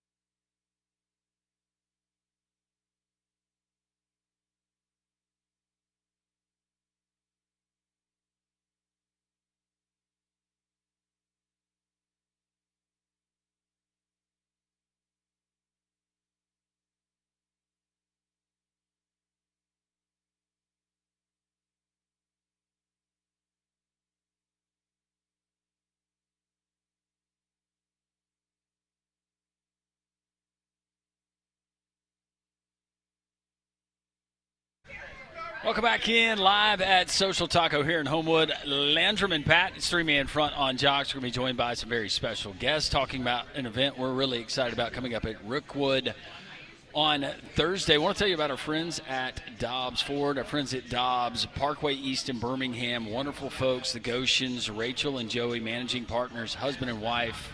They do an outstanding job, and it's the people that make the difference. A lot of inventory that they have there. It's Alabama's largest showroom selection, but you're going to be treated like you deserve to be treated, and people buy from people that has stood the test of time. You're going to notice the difference when you go to Dobbs Ford, whether it's the F-150s, the Mustangs, the Broncos Sports, the Expeditions, like my little sister bought just a few weeks ago. You're going to be taken care of. Great pre-owned selection as well, and right now they have Ford employee pricing. That means on select makes and models, you pay what the Ford employees pay. 90 days until your first payment. DobbsFordBirmingham.com. Check them out, DobbsFordBirmingham.com, and when you get there to the lot on Parkway East, make sure you tell them Landrum from Jox sent you. We are so excited about what's coming up on Thursday at historic Rookwood Field. It's Juneteenth, and the celebration of that day, the East-West All-Star Classic, something that started back in 1933 at Comiskey Park many, many moons ago. It was played in Cooperstown last year. This year, we've got it here in Birmingham. And joining us, good friend of the program, Gerald Watkins from the Friends of Rookwood, and also Robert Field, Senior Manager, Global Events at Major League Baseball, joins us here at Social Taco. First off, Gerald, Robert, welcome to the program. Thank you for having me. Thank you, guys. Always great to see you, Gerald, but I want to start with Robert. I know this is not your first trip to Birmingham. Just tell us from a Major League Baseball standpoint how this was a no-brainer bringing this game, the second rendition of this game to Birmingham. Yeah, when we came here a few years ago, when we met with Gerald for the initial game for the host MLB game at Rookwood Field, you can certainly feel the history and the historical component of Rookwood Field, and right there we knew that this is a place that we have to host our next special event game. Cooperstown Hall of Fame hosted the East-West Classic at Doubleday Field each year for the most part. CC was part of that game last year before he came to Rookwood, and the Hall of Fame notified us that they weren't going to do the game this year, and CC was like, well, I got a field. I have an idea. Let's take this concept that the Hall of Fame did in Cooperstown and make it a barnstorm and bring it to Rookwood Field. So this is the brain trust of CC Sabathia. He's really passionate about the history of the game, the field itself, and he thought it would be a great idea to get all his friends, all his former colleagues, players, and have a nice exhibition game here. And Robert, we're so fortunate, just as folks who grew up here and went to Rookwood. My first minor league game that I ever attended was at Rookwood Field. We're honored to have it once again, but from your position and what you do for global events for Major League Baseball, why is it so important for Major League Baseball to have these type of events? Yeah, I mean, it's part of our game. It's part of our history. So we certainly want to be in markets. I mean, you guys don't have a Major League team here. You know, you can certainly pull from the different areas. You got the Braves. Go Braves. Go Braves.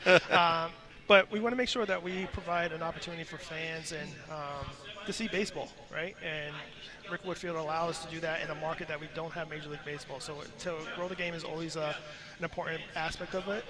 We certainly want to incorporate the youth and boys and girls playing baseball and softball. As you see, we signed a deal with the ASUL to play that softball league, and we just want to continue growing the game across globally. So that's our job when we're hosting global events at various locations. We want to be something that ties into the neighborhood. Sometimes there's some historical, Field of Dreams was not historical, but it's certainly historical in the movie world, right? But there was no true history to the Field of Dreams game. This one at Rookwood Field, I mean, it was real, right? The stories are real, the players are real. Everything that we did, we want to make sure it was authentic to the game. Gerald Watkins joins us, Friends of Rookwood. And Gerald, one thing's for sure, when Major League Baseball came last year, you guys were given the task to make sure that the stadium withheld and kept that standard that you guys established last year once the stadium had been redone, especially the playing field. Just tell us how it's looking and how you guys were able to say, hey, Major League Baseball, we're ready for you guys to come back.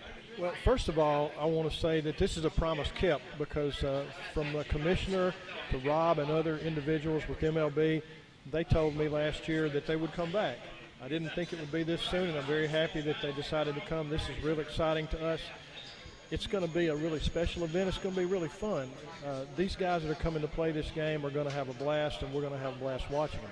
But getting back to the field, the question is, we were also told last year, you got to take care of the field. So we've had some consultants that MLB suggested come in to help us keep up the field. If you go out there and see that field today, it's as good a playing surface as you'll find in Atlanta or New York or LA. Players are going to love being here, and the facility is it's held up well since year, and we will continue to work to keep it up. And we thank our partners in the city of Birmingham for all they do, and we're just very excited for Thursday. And I wish it was tomorrow. This might be a question for Robert or Gerald, but as far as getting the collection of talent and the former players that have agreed to come and participate in this, number one, how do you do that? How do you incentivize them? I know they appreciate the game, but they have normal lives and they got other things that are pulling them away. How do you do that?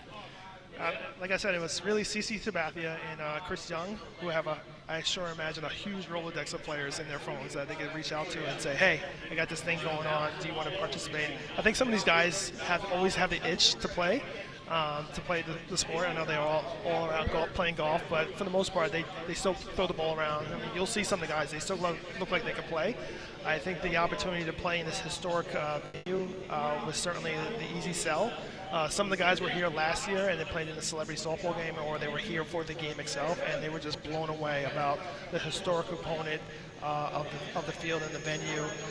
All of them pretty much are history buffs. I mean, they all understand the importance of the field, the game itself, and they certainly want to continue that legacy on and make sure that we are promoting the game and all the things that comes with it. All right, Gerald, I have to ask you this in regards to the Home Run Derby, which is going to be at 12 noon. We've got the game at 1 o'clock, but at 12 noon, we've got the Home Run Derby. We've got Ryan Howard, Andrew Jones, Adam Jones. Is Sheffield part of the Home Run Derby as well? I hope so. You hope so? Okay. So I don't know if that's been 100% set yet who will be participating. But there's some huge names of guys that it's going to be fun to see if they hit the brick, the original brick outfield wall in the very back. I believe they will, and I can't wait to see Mr. Sheffield. I love the way he bats. Yes. Andrew Jones participated in our very first Rickwood Home Run Derby, so this will be a chance for him to come back. And just all those guys, when they get here, the ones that haven't been here before, they're going to fall in love with the park, and they're going to fall in love with this event, and we hope this is not the last time we do this. You mentioned Gary Sheffield. He looked like every time he got up to the plate, he was just ready to punish the baseball. And watching him play, but from the Upton brothers, and this is going to be awesome. You're going to have a hard time keeping me there and on the air, because I just want to go out and just watch Home Run Derby, watch the 5 innings or 2 hours. This is going to be incredible. And Gary, I've been around him a couple of times. He is so calm and nice and laid back, away from the competitive spirit of the ball field. He's just a great guy to be around, so I'm looking forward to seeing him and obviously all the rest. All right, Robert, I have to ask you, with all your times coming to Birmingham, is there anything special or new that you've learned once you started coming to Rickwood a lot more, something that maybe you didn't know until you got here and was able to walk the grounds and say, man, this is pretty daggum cool? Like I said, when I first stepped on the field, I certainly felt the chills. Yeah. When you feel the history. I didn't realize how many Hall of Famers came across that field at some point in their career. Like, you hear about the Negro Leagues and you hear about Hank Aaron and Reggie Jackson, but you had the Raleigh Fingers come through, all these Hall of Famers. I think it was 80 Hall of Famers at one point played at some point through Rickwood Field, which is impressive, right? To have so many historical players be part of that history of the game there. I am curious, and I'll ask something outside of this event. Any big things that are planned, not maybe from your perspective, but from Major League Baseball that could be happening down the road? I know there's been speculation about maybe realignment of divisions potentially one day and kind of changing the way that we know things as it stands right now. You probably can't answer that, but anything that you could offer on maybe thinking outside the box in the future when it comes to Major League Baseball? Well, I'm in the event world, so we're certainly thinking outside the box on the events that we're playing. You probably heard that the Speedway Classics is coming up in August. I mean, to play a baseball game in the middle of a speedway is... How many fans could that seat? Well, the venue holds over 100,000, but because of where the field is shifted, we'll probably get around 80,000, which is like 2 baseball stadiums capacities in one venue, which is pretty impressive. All right, in regards to Thursday, we've been promoting it. Tickets still available. Gerald, what's the best way for folks if they're going to try to come out on Thursday? A reminder that parking is at Legion Field, and they'll take a shuttle over to Rickwood. What's the best way for folks to get $12 a ticket? $12 a ticket, but let me bring this up. This is important. If you don't have a ticket but you plan to buy a ticket at the game, you can go ahead and get on the shuttle and come to the ballpark. You don't have to double trip yourself. Right. So you can come. You let the folks know at Legion Field you're coming to buy a ticket. You come to get a ticket. The tickets are still online at MLB.com, East-West Classic. And you will be able to buy a ticket at the game. I know Birmingham is a big walk-up town, so if you don't have your tickets, there's still plenty of them left. And I will say this, we want this to be a really big show. We want a lot of people here because we want to encourage MLB to stay involved with Rickwood Field. And the best way we can do that is to have a big showing here. A reminder. When are the gates opening? I know Home Run Derby's Gates at open noon. at 11:30. Okay. The Derby starts at 12, and the game starts at 1. And it's 2 hours or a five-inning time limit. And it'll be a blast. It's going to be nonstop action, and these guys, as Rob said, they're really going to have a good time. It's going to be a great venue, as always, and now we can just hope that if it rains, it'll be 5, 6 o'clock at night. That's what we're not hoping. We're praying. Yeah, based on the weather here in Birmingham, Robert, over the last month, we've seen our fair share of rain. We're done with that. Well, we have our tarp crew ready, so you might see me out there pulling the tarp. That's okay. We'll help. That'll help. I have a question for Rob. Rob, since CC is coming and coaching in this game, can we consider him another Hall of Famer that's played at Rickwood? Maybe in July. That's right. You can say in July he will be. Well, that just means that CC has to come back, and he has to have another game in play. Sure. Yeah. So that's going to be great. That's a great question. Robert Field, Gerald Watkins joining us here on Three Man Front. Guys, we're looking forward. We're going to be broadcasting live from there on Thursday. We're excited. I know the fans of our radio station and this radio show, they're excited, so it should be a great crowd. Thanks, guys, for stopping by. Come on out and see us. It's going to be a great day. Absolutely. We're live at Social Taco. This is Three Man Front on Jox 94.5.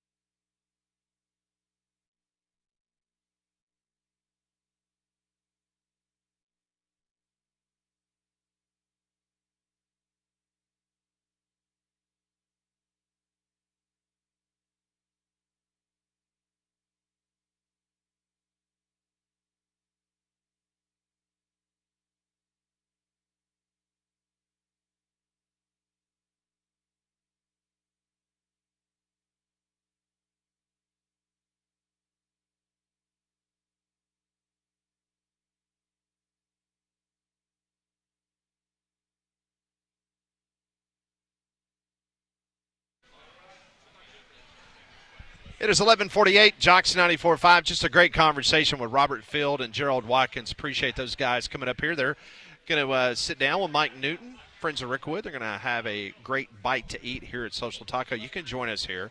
Another great crowd. We have not cut the red velvet cake yet that BB has brought, but it's, man, it's looking good. She's such a sweet, sweet person. Very much so. To do that for some of these degenerates. I'm kidding. Degenerates? Actually, we don't have any degenerates here. I do want to correct myself. I misspoke earlier. Shohei Ohtani's ERA is 9. Well, you said it was 18. Yeah, it's 9. So it's my mistake. Well, if you do the math over in Japan. Yeah. It's 18. It's okay. I was not a math major. But, you know. Man, this food is good. It always is. What does that mean? Surrender Cobra. Is that what it means? I think that's what it means. Okay. It means the college football season is right around the corner, Pat. It sure is. There's no doubt about that. I don't know what anything means anymore, man. I don't either. I see stuff pop up on. I'm like, oh, okay, whatever. But I will tell you, if you're looking for a pontoon boat this summer, Poorhouse Branch Marina at Smith Lake is the only dealer on the lake to have Avalon pontoons. Avalon pontoons are known for luxury, comfort, and performance. And pair it with the most fuel-efficient engine on the water from Honda Marine. Poorhouse Branch Marina at Smith Lake also has Tahoe pontoons ready for family fun. Get it today with in-house financing. See it all at PoorhouseBranchMarina.com.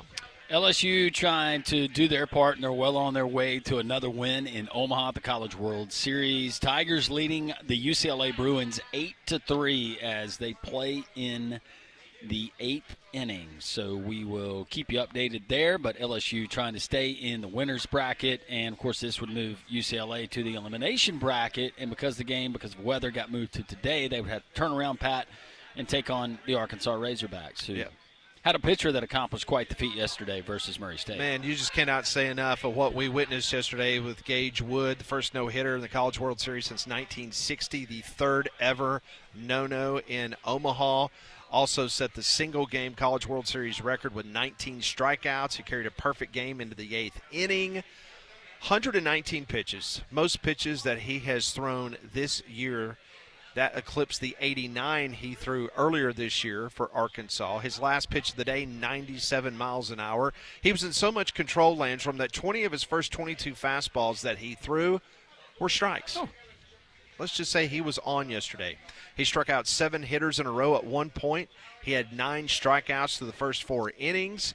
He ended the 6th inning with his 13th strikeout to his fellow former Batesville High School teammate, Connor Cunningham. How about that? Van Horn, the manager, head coach of the Arkansas Razorbacks, he says that he never considered removing Wood from the game. Wasn't even a discussion. So. No, and I'm sure that he wanted to stay out there, and at that point, this point in the season, I don't know how much. I mean, the kid probably knows how much he's got in his arm, and just.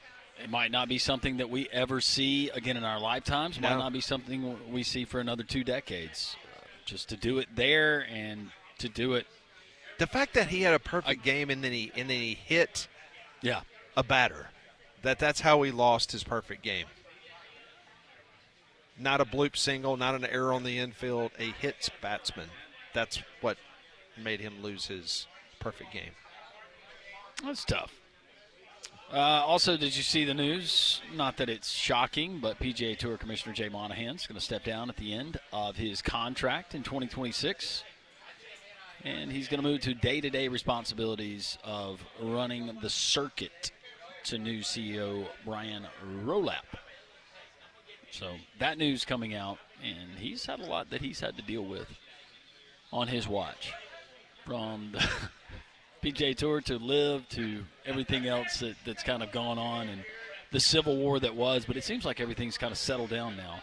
But Jay Monahan is going to step down at the end of the contract in 2026. Yeah, everybody keeps waiting for that to be consummated between Live and the PGA, and for whatever reason they have been unable to take care of business when it comes to that. Speaking of taking care of business, right now they are in the top of the 8th inning, and LSU, they own an 8-3 lead as they have tacked on another run. UCLA, if they lose to LSU, they will have to turn around tonight at 6 o'clock and play Arkansas in the losers bracket.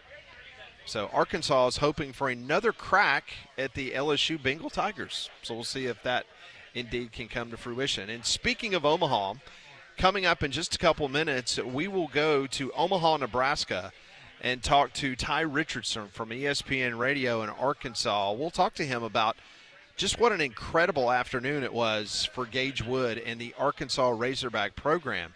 Biggest question was, why didn't he pitch in Game 1 against LSU? But hindsight is what it is. I can't think of, because they've had plenty of time, it wouldn't be, maybe it was just a matchup thing. Dave Van Horn liked the matchup of, and I'm forgetting who they rolled out there first, but I did see some backlash after the LSU-Arkansas game in the opener that they had about why Dave Van Horn chose to start certain pitcher versus somebody else. So there may be something more to it, but we also may never know. One thing I do know about is our friends at Mystic Beverage. It is infused with cannabinoids. It's sparkling water made in Blount County, Alabama. Michael, one of our great listeners who joins us and our friends here at Social Taco, he told me that he goes to his local Piggly Wiggly and finds it. You can find it whatever vibe you're trying to achieve, from the High Hills Delta 9 to the Nirvanic. My favorite's the Lift Blend. It's got the green coffee bean extract. It's going to boost both your body and your mind. If you want to go with Broadway, you can as well. It's a great alternative to alcohol, and it's just a great pick-me-up. It's safe to drink at work, and you'll enjoy it. It's mysticbeverage.com. Find them again at your local Piggly Wiggly. If for some reason they're out or they don't have it, certainly ask for it by name. mysticbeverage.com. We appreciate them here and their partnership. 8-3 LSU, they lead UCLA. We will go to Omaha next, talk to Ty Richardson from ESPN Radio in Arkansas. Will he wave to us on TV? I don't know where he is. He might be in the press box. The bar. He might be in the bar. He might be on a golf course. Trying to squeeze a quick 9 in before Arkansas plays tonight at 6 o'clock. More three-man front. We're live. Social Taco on Jox.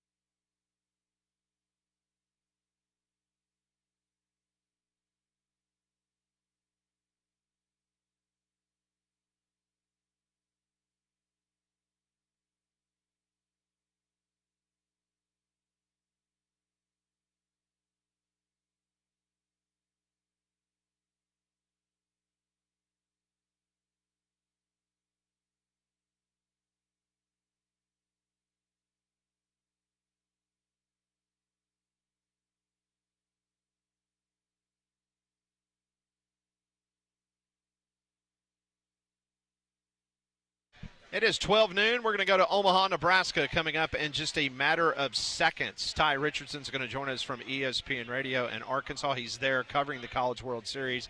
Big day yesterday for the Arkansas Razorbacks as they survive and advance. Meanwhile, a game that is currently going on in Omaha, and it's getting interesting all of a sudden. Top of the 8th inning, there are now 2 outs, and UCLA, if I'm not mistaken, has just plated another run. It is now 8-5 as LSU has given up a couple runs here in the top of the 8th inning. So there are 2 outs, but LSU, they need to win to stay in the winner's bracket. The loser of this game will play Arkansas tonight. Well, it's your chance to own that dream home at the lake, and it's coming up this Saturday, June the 21st, the grand opening of the Cottages at Smith Lake, located on one of America's cleanest, most pristine lakes. Cottages at Smith Lake is the area's first and only tiny home community on 50 acres of woodlands on the peaceful, quiet west side of Smith Lake, surrounded by the Bankhead National Forest. You got over 120 home sites to choose from, each with beautiful lake views and your choice of a custom cottage from 6 unique models. The Cottage is at Smith is a beautifully planned community with amenities like gated access, boat ramp, community docks, saltwater swimming pool, lakefront picnic area, walking trails, and more, and it's all walkable and golf cart friendly. Don't miss your chance for the perfect lake cottage, the grand opening this Saturday, June the 21st, presented by Joseph Carter Realty. Go and enjoy catered food, live music, and golf cart tours of the home sites. That's opening day. The Cottages at Smith Lake, Saturday, June 21st. Reserve your spot now. For more information, call 256-747-7459, 256-747-7459, or you go to the Cottages at Smith. That's thecottagesatsmith.com. Joining us on the Higginbotham Hotline from Omaha, Nebraska, Ty Richardson, ESPN Radio in Arkansas. What a performance yesterday by Gage Wood. What has been the reaction on your radio show this morning about just this incredible performance yesterday afternoon? It'd be the equivalent if a kid from Mobile decided to have a perfect game for either Auburn or Alabama and then the College World Series. Guys, it's been awesome. I mean, this is a kid, like, first thing he did in his final strikeout was just point to his jersey and say Arkansas, which fans loved. He was emphatic after the game to go talk to a guy from his hometown, Connor Cunningham, who was on Murray State after he struck him out the second to last guy before he ended that game with 19 strikeouts. I mean, you hadn't seen a no-hitter in the College World Series in 65 years, and I wasn't around for that. I don't think you guys were either. So it was pretty wild events in Omaha in a place that always seems to deliver each and every year. Pat brought up the question, and I'll ask you because you would know, why did he not pitch the first game versus LSU? He's not the best pitcher. He's had the best performance of the year in decades for Arkansas, maybe the best of all time. But Zach's been the more consistent guy for this team. Gage is higher projected, but he's been more up and down. He also, guys, he missed a good chunk of the season. I want to say it was like I could be wrong. I want to say it was like 2 months with an injury. So he's been kind of getting back on his feet. One of the interesting layers to that is like, man, you got a healthy Gage Wood for the postseason, which is encouraging for DVH and the rest of his staff. And we saw it on full display, but I don't think Gage or anyone else expected him to have an outing like that last night. That was awesome. All right, so let's before we close the book on Gage and then talk about Arkansas for the rest of the tournament, I'm just curious. When would Gage be available potentially to throw again?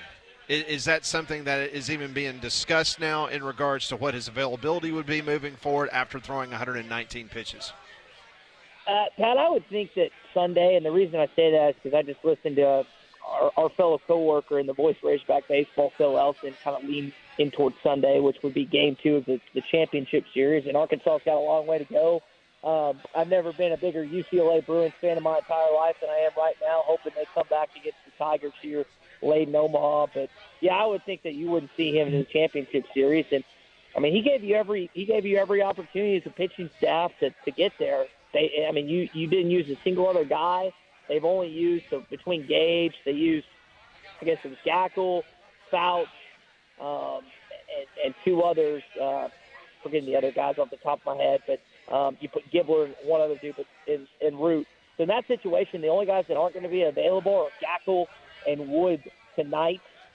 and you probably won't see again Gage until championship series if it comes to that. Ty, outside of the no-hitter that we witnessed yesterday, what's the most impressive or eye-popping thing that you have experienced there in Omaha? I think it was also Kate Anderson's performance against Arkansas. I mean, he ripped Arkansas up, and they got to him earlier this season in Baton Rouge. Outside of that, there was a fight that took place at Rocco's this weekend where they had to kick people out, basically. So if you're looking for something off the diamond, you probably say the whatever escalation got heated between, I'm guessing, Razorback and LSU and some other fans here in Omaha. Really? So we had SEC on SEC crime? Love it. It sounds like I was not there. I mean, you always see these things on Twitter, and they had to put something out that they had to stop letting people in and kick people out. But I don't think – I mean, this is my third time here. I monitored it, obviously, with SEC teams being involved for about a decade. But I can't remember a number of times that we've seen something like this. And I wouldn't be surprised if Arkansas and LSU went out at these next two nights that we might see some other altercations or two that happen between the Tigers and Razorback fans. It would be great to have LSU and Arkansas play tonight at 6 o'clock because right now UCLA is making it a game. It's 8-5. UCLA has the bases loaded in the top of the eighth inning with two outs. I know. How about that? All right, so just your take on the Omaha experience. You said this is your third time there. Break it down for us. I mean, we kind of figured that LSU has the biggest fan base that is there in attendance, but how is Arkansas, and who comes in maybe a distant third behind the likes of LSU? Arizona had some fans here before they got sent back to Tucson. Coastal traveled well. I've been really impressed with how many Coastal Carolina fans I've seen, and they're in the winter side of their bracket. But I was talking to Molly about it before we came on. This is just it's a cool event. Like you got 24,000 in the stands. You've got from all over the country. I know Hoover being kind of the central part of the SEC, it works out for Mississippi and Alabama and Arkansas and all these other fan bases that travel. But for those that haven't been, if you just love college baseball, there's nothing like it. You get a mix of all these different fan bases, SEC a lot of times included, like they are this year. But the hospitality people, whether they work at restaurants, hotels, and everything, they do a fantastic job. And we're fortunate that we've kind of got a hub here in Omaha, right next to the team hotel. So it really is an awesome event. Ty, how many rounds of golf have you been able to play? And please let me live vicariously through you. Where did you play? 2. So we played this place called Field Club of Omaha. Al, their head pro, was kind enough to let us on. And, man, the rough was like Oakmont, boys. I mean, you hit your ball in, you couldn't find it, you couldn't hit it out. It was tough. And then we played a course right next to our hotel in Iowa that it's called Shoreline, which is pretty cool as well. So it's been fun. But here's the mecca. So if Arkansas is able to advance to this weekend, I get to play this place called Lost Rail, which the initiation fee, thank God I don't have to pay it. I think it's like $250,000.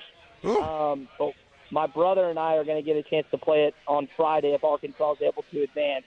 So that would be Leonard. That would be free by the tail end of this weekend if the Razorbacks keep it going here in Omaha. I like it. Let me ask you about Dave Van Horn, because there's no question that he is one of the most respected coaches in all of college baseball.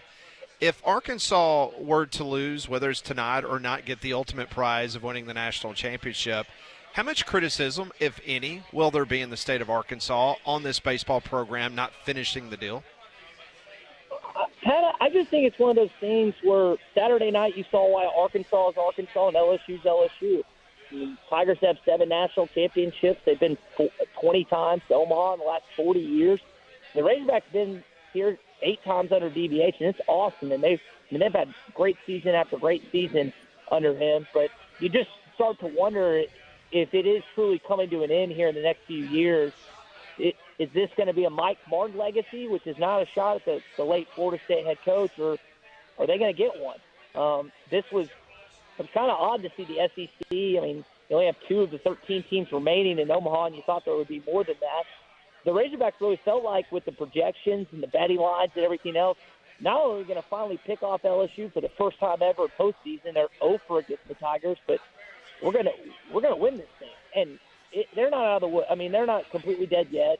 They've got to obviously win this game tonight, either against UCLA or LSU. But I think it's just a sense of frustration when you've seen LSU, Tennessee, Vanderbilt, Florida, South Carolina, Mississippi State, Ole Miss, all win in the last decade and a half or so. And you're kind of still sitting here with one of the best baseball programs in the country and facilities without that last piece of that last trophy that's yet to sit on your mantle. Ty, have you been to a Final Four before?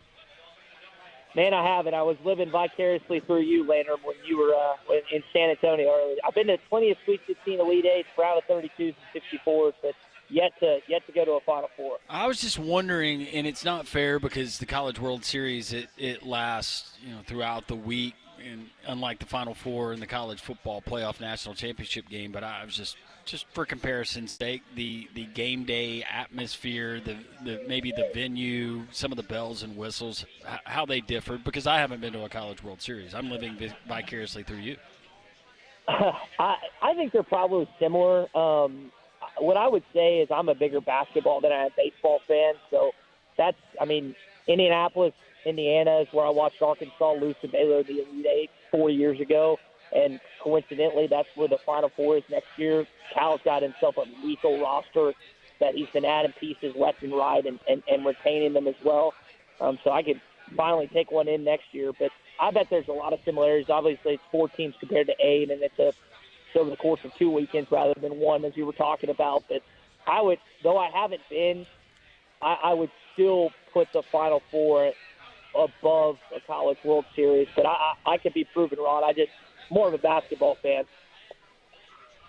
That is Ty Richardson. Sorry, guys, the Tigers, there's literally a huge tiger, Mardi Gras, that is driving around, if that's what you're hearing. I apologize. The LSU fan just hit you? Did somebody just start a fight? Yeah, no, the LSU fan just drove around with a massive tiger, and that's what the music that was just played on their show. Sorry. Oh, it's great ambiance. There's no question about it. They're bottom of the 8th inning, and LSU holding on to an 8-5 lead, so they're 3 outs away from being in the winner's bracket, continuing on. Meanwhile, UCLA will be playing Arkansas tonight at 6 o'clock. Well, listen, Ty, I know it's a busy time for you. Appreciate you carving out a couple minutes for us today, live from Omaha, as Arkansas will be back in action tonight at 6 o'clock. We always appreciate it, my friend. Thanks, Ty. You got it, Pat, Leonard, Maul. I appreciate you guys having me on. Talk to you soon. Thanks. That's Ty Richardson. All of our guests join us on the Higginbotham Hotline. You deserve solutions that are built for you. Higginbotham is your one-source solution for insurance, financial, and HR services. Well, speaking of Omaha, LSU trying to hang on. We'll get you updated there. We'll get to your texts as well. 3-man front live from Social Taco and Homewood here on Jox 94.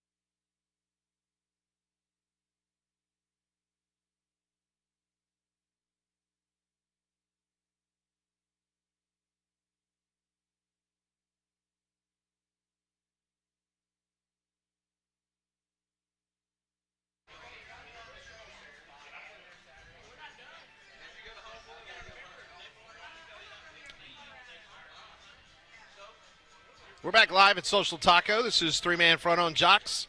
Thanks for making us a part of your day. Huge crowd. It really is. Almost standing room only. And BB has yet to cut the red velvet cake.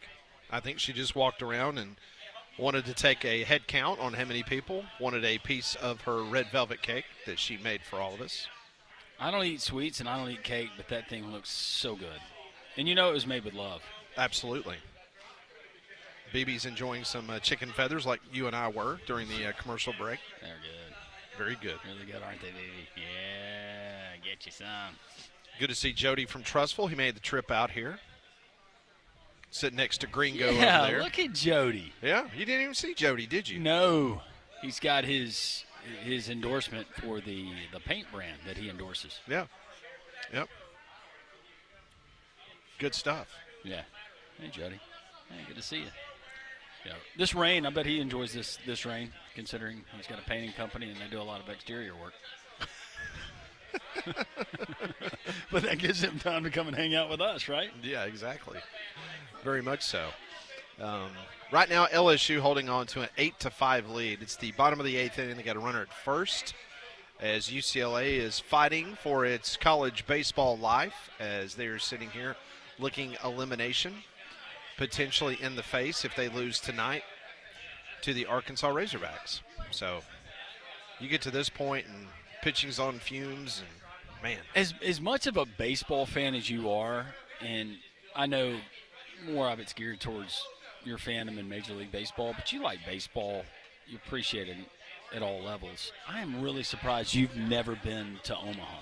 Never been. My sister's been a couple times when Ole Miss has made the trip to Omaha, but I have never been. I've been to Omaha before, but I was in Omaha not during the College World Series. That was like me. Both times I've been, it's been in the month of December. Ooh. When it's nice and balmy. Oh, yeah. In the wind. I'm not kidding you. There was one year that I went, and it was for the NCAA Final Four in volleyball. I remember you sent me the picture. You sent me the video. I'm not kidding you, Pat. The wind, the flag, the big flag outside of our hotel, which was just beyond the right field wall of TD Ameritrade. It was like a piece of cardboard. If you had put a piece of cardboard and attached it to that flagpole, it was fully extended the entire time I was there. I went outside twice. It was brutal. I've told you the story before, but there was an individual that used to be one of our network sales directors for the Feinbaum radio show. And he had an opportunity. He was contacted. He's a longtime guy in radio. He had been contacted at that time by the Nebraska Radio Network. I don't know what it's officially called now, Molly, but that's what it was called back then. Oh, okay. And they wanted him to fly up for an interview, him and his wife, because he was going to run the whole thing. He was going to be in charge of it. And he went up there in, let's just say it was, like, I think, towards the end of November. And when he got off the plane with his wife looked at him and he said, "We are not moving here." Period. And he did not take the job. Oh, gosh. Texts are allowed. 205-834-9450. This one rolls in, and they ask, does Don talk that loud, or is he standing close to the mic? And his voice projects. Right on cue. He's talking to Burr right now. Yeah, his voice projects pretty nicely. Let's see. More texts that are rolling in. Someone asking, have you watched the NBA Finals since you said that they don't play defense anymore, and the Thunder have shown some defense for sure? I've caught parts of it. Yes, I can tell that they're playing a little more defense. OKC, one win away. Last time I checked in on the NBA. From winning the Yep, up 3-2. Yep. Be great for that market. Yeah. I'm sure our brethren there in Oklahoma City going crazy about that. The bad part of the no-hitter is if he gives up a few runs or struggles, everyone will say the coach overworked him. Talking about Gage in the next game. Pitcher for Arkansas. In case you missed it, he pitched a no-hitter yesterday versus Murray State. 119 pitches. Can't read that one. Wasn't bad towards us, just not appropriate for radio. Appreciate Steve from Tuscaloosa chiming in. Send us some overhead shots. I don't know if you've seen these yet, Pat. This would be June 16th of 1984, the Stallions and the Memphis Showboats. Oh, wow. Is that the Liberty Bowl? Yep. Packed. That's amazing. What a great picture. Yep. That's wild. Thank you, Steve. We appreciate it. Miss you today, but no, you got to work. This one is hi, unknown. I've been reaching out to you in response into registering on our real estate website. Why have you not responded? Well, I'm going to. Are you interested? Me or you? I'm good. Okay. This is from the great state of somewhere in Alabama. Maybe they're sending it to us because when we have Mike Griffith on, we talk. Oh, yeah. We talk real estate. Yeah, we do. Maybe that's AI, Big Brother, chiming in. Keep the text rolling in. 205-834-9450 is LSU is trying to hang on, but UCLA is they put up a fight, but LSU could be adding runs here. Yeah, they got the bases loaded now with 2 outs. Yeah. After a plunked batter. UCLA All Blues, they're undefeated, though. That is a good look. Really good look in that uniform. Sure it's not warm at all. No. They're in Omaha today. Other big story this morning, Alabama flipped a 4-star quarterback, Jet Tamala. He flipped his commitment from Iowa State to Alabama, the 6'4", 210-pound quarterback. He's from Omaha, Nebraska. He was the player of the year in the state of Nebraska. He has been committed to the Cyclones since April. His junior year there in Omaha led Nebraska, his team, to the Nebraska State Championship. 47 touchdowns, 3 interceptions, 70% it was his completion rate. And as I mentioned, he was the Nebraska Player of the Year, so he has now flipped. He had been a commitment since April for the Cyclones, so he is now committed to the University of Alabama. Seneca Wallace was the other Iowa State quarterback besides Brock Purdy I was trying to think about. Okay. NBC announces they draw 5.4 million viewers for J.J. Spahn's win at the U.S. Open. It peaked at 9 million viewers when he nailed the 64-foot putt. How about that? That's a huge number. Viewership was up 6% before the delay for the whole tournament. Because I think a lot of people wanted to tune in. They said, okay, I want to see these guys get treated like many of us duffers do on the weekend. Yeah. They wanted to see Bryson DeChambeau struggle. They wanted to see Phil Mickelson walk to the parking lot and not make the cut. Let's be honest. Yeah.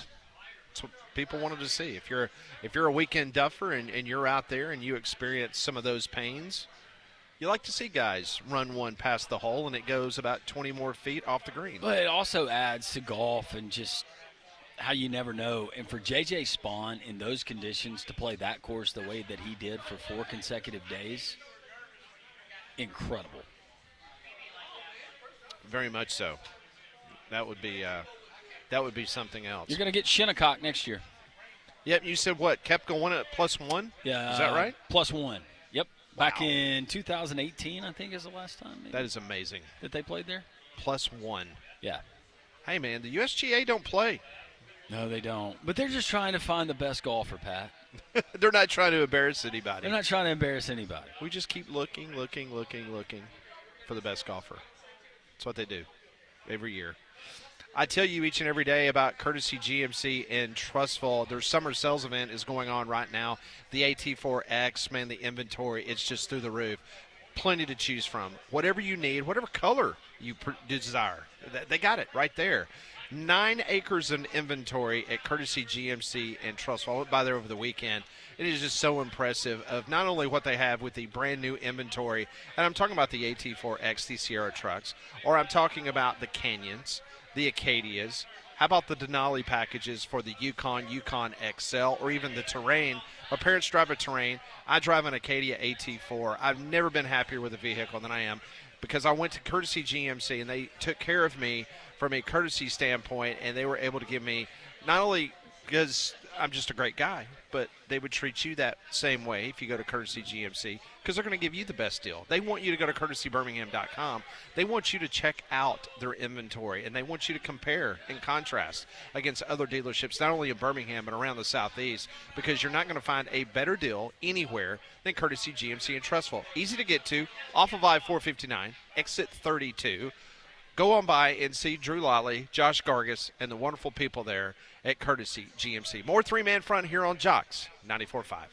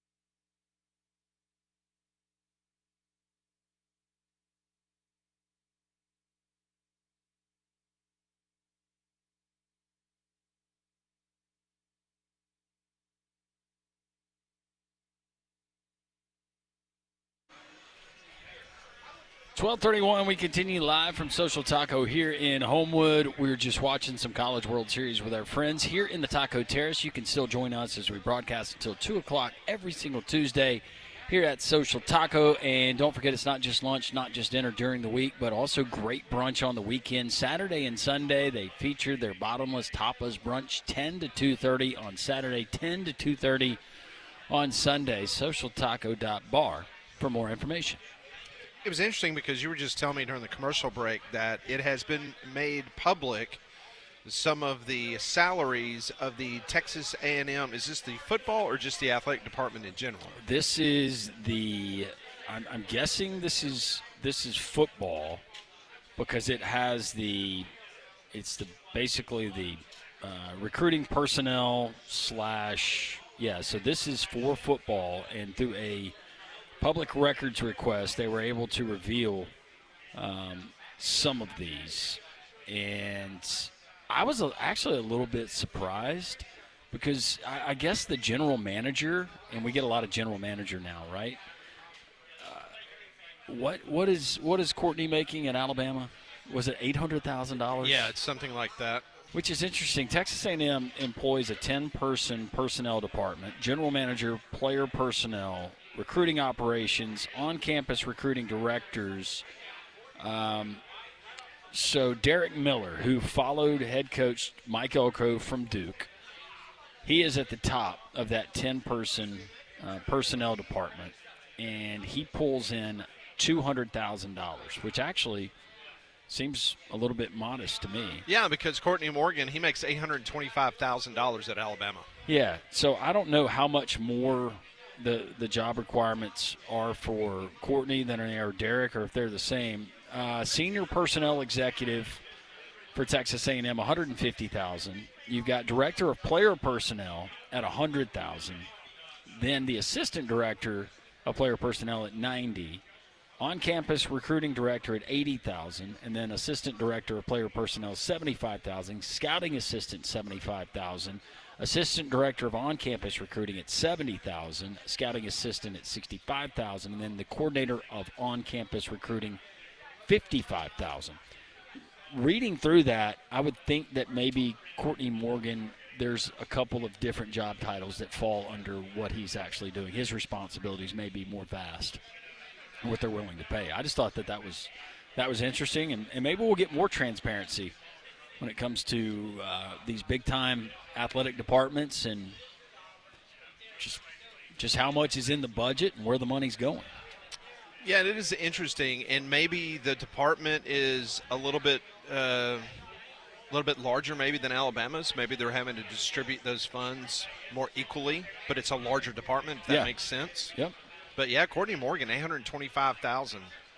That's what he makes at the University of Alabama. That is very interesting, to say the very least. It is now official as LSU has taken care of business against UCLA. They win the ball game 9-5, so they remain undefeated in Omaha as they will march on. UCLA, meanwhile, they will now play tonight at 6 o'clock against Arkansas. That's tough. It's a tough turnaround. Who do you think that favors? Is that the team that's rested, or maybe the team that's already got out there and played that day? I mean, to me, it would be Arkansas. I mean, think about this. So you had UCLA. They spent a lot of time at the stadium last night. They got ready for the game. They got underway, played 4 innings. Then they had to sleep fast, get to the ballpark this morning, go through the whole routine again, and now they're about to have to play again at 6 o'clock tonight. So you're talking about a 24-hour period, literally warming up and getting ready for 3 times. But just like when I used to coach ball back in the old days, they're kids. They're young people. You know what I'm saying? It's not like me and you trying to go out there and play 72 holes of golf. It's tough for me even riding right now, playing 18.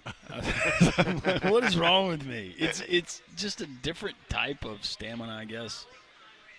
I try to work out and do cardio every morning, but I guess it's old age starting to creep in. We do have some news coming out of the USFL conference, the UFL League, and this is a Birmingham Stallion. The New York Jets are signing the Thicka Kicka, Harrison Mevis. He hit 20 of his 21 attempts this year with a long of 54 yards for the Stallions. He is now signing a contract with the New York Jets. Yes. They'll love him there in New York. I mean, think about the success that we've had from a place-kicking standpoint with the Stallions. Is that not something else? Yep. Playing for the Jets. Cowboys, Jets. You might have a lot of opportunities to kick field goals. Yep.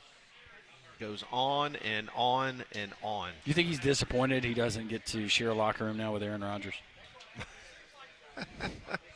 I'm sure that was the first thing that he thought when he signed his contract. By the way, the other game that we have coming up in Omaha, Oregon State and Louisville, Oregon State is the favorite in that one. Money line is minus 215. Interesting. You have an angle on that one between the Beavers and the Cardinals? I like the Beavers.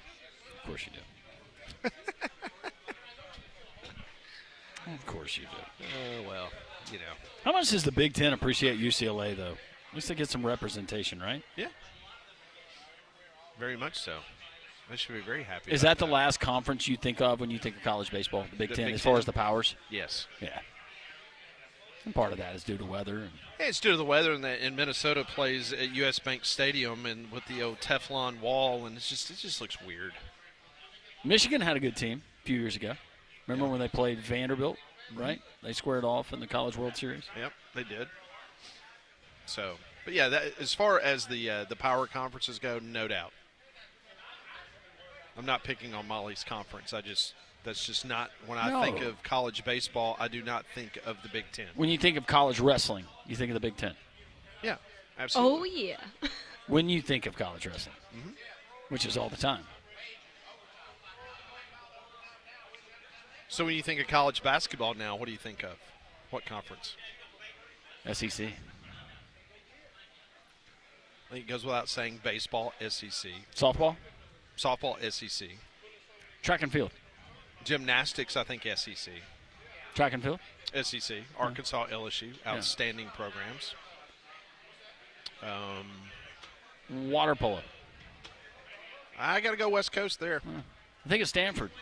I think Pac-12, and then I'm reminded it's ACC. I was about to say ACC. Rowing, I think Big 12. Beach volleyball. Definitely. West Coast. I think Pac-12, but then I'm reminded it's Big 10. But West Coast. How about 'Cause it's indoor not. volleyball? I think Big 10. Yeah, that's so Big Ten. Have we missed anything? Equestrian. I think SEC. SEC. What about rifle? Oh, I got to go AAC and UAB. Yeah, I think UAB and I also think MAC. Yep. It's good. Did we leave out anybody else? I don't think so. I think we covered all of our. Rowing. No, I think rowing Ivy was League. Big 12. Oh, you go Ivy? I go Ivy League. No, I for think rowing. yeah, and that's a good call. But I think Big 12 because I learned that Alabama's rowing team was actually a member of the Big 12.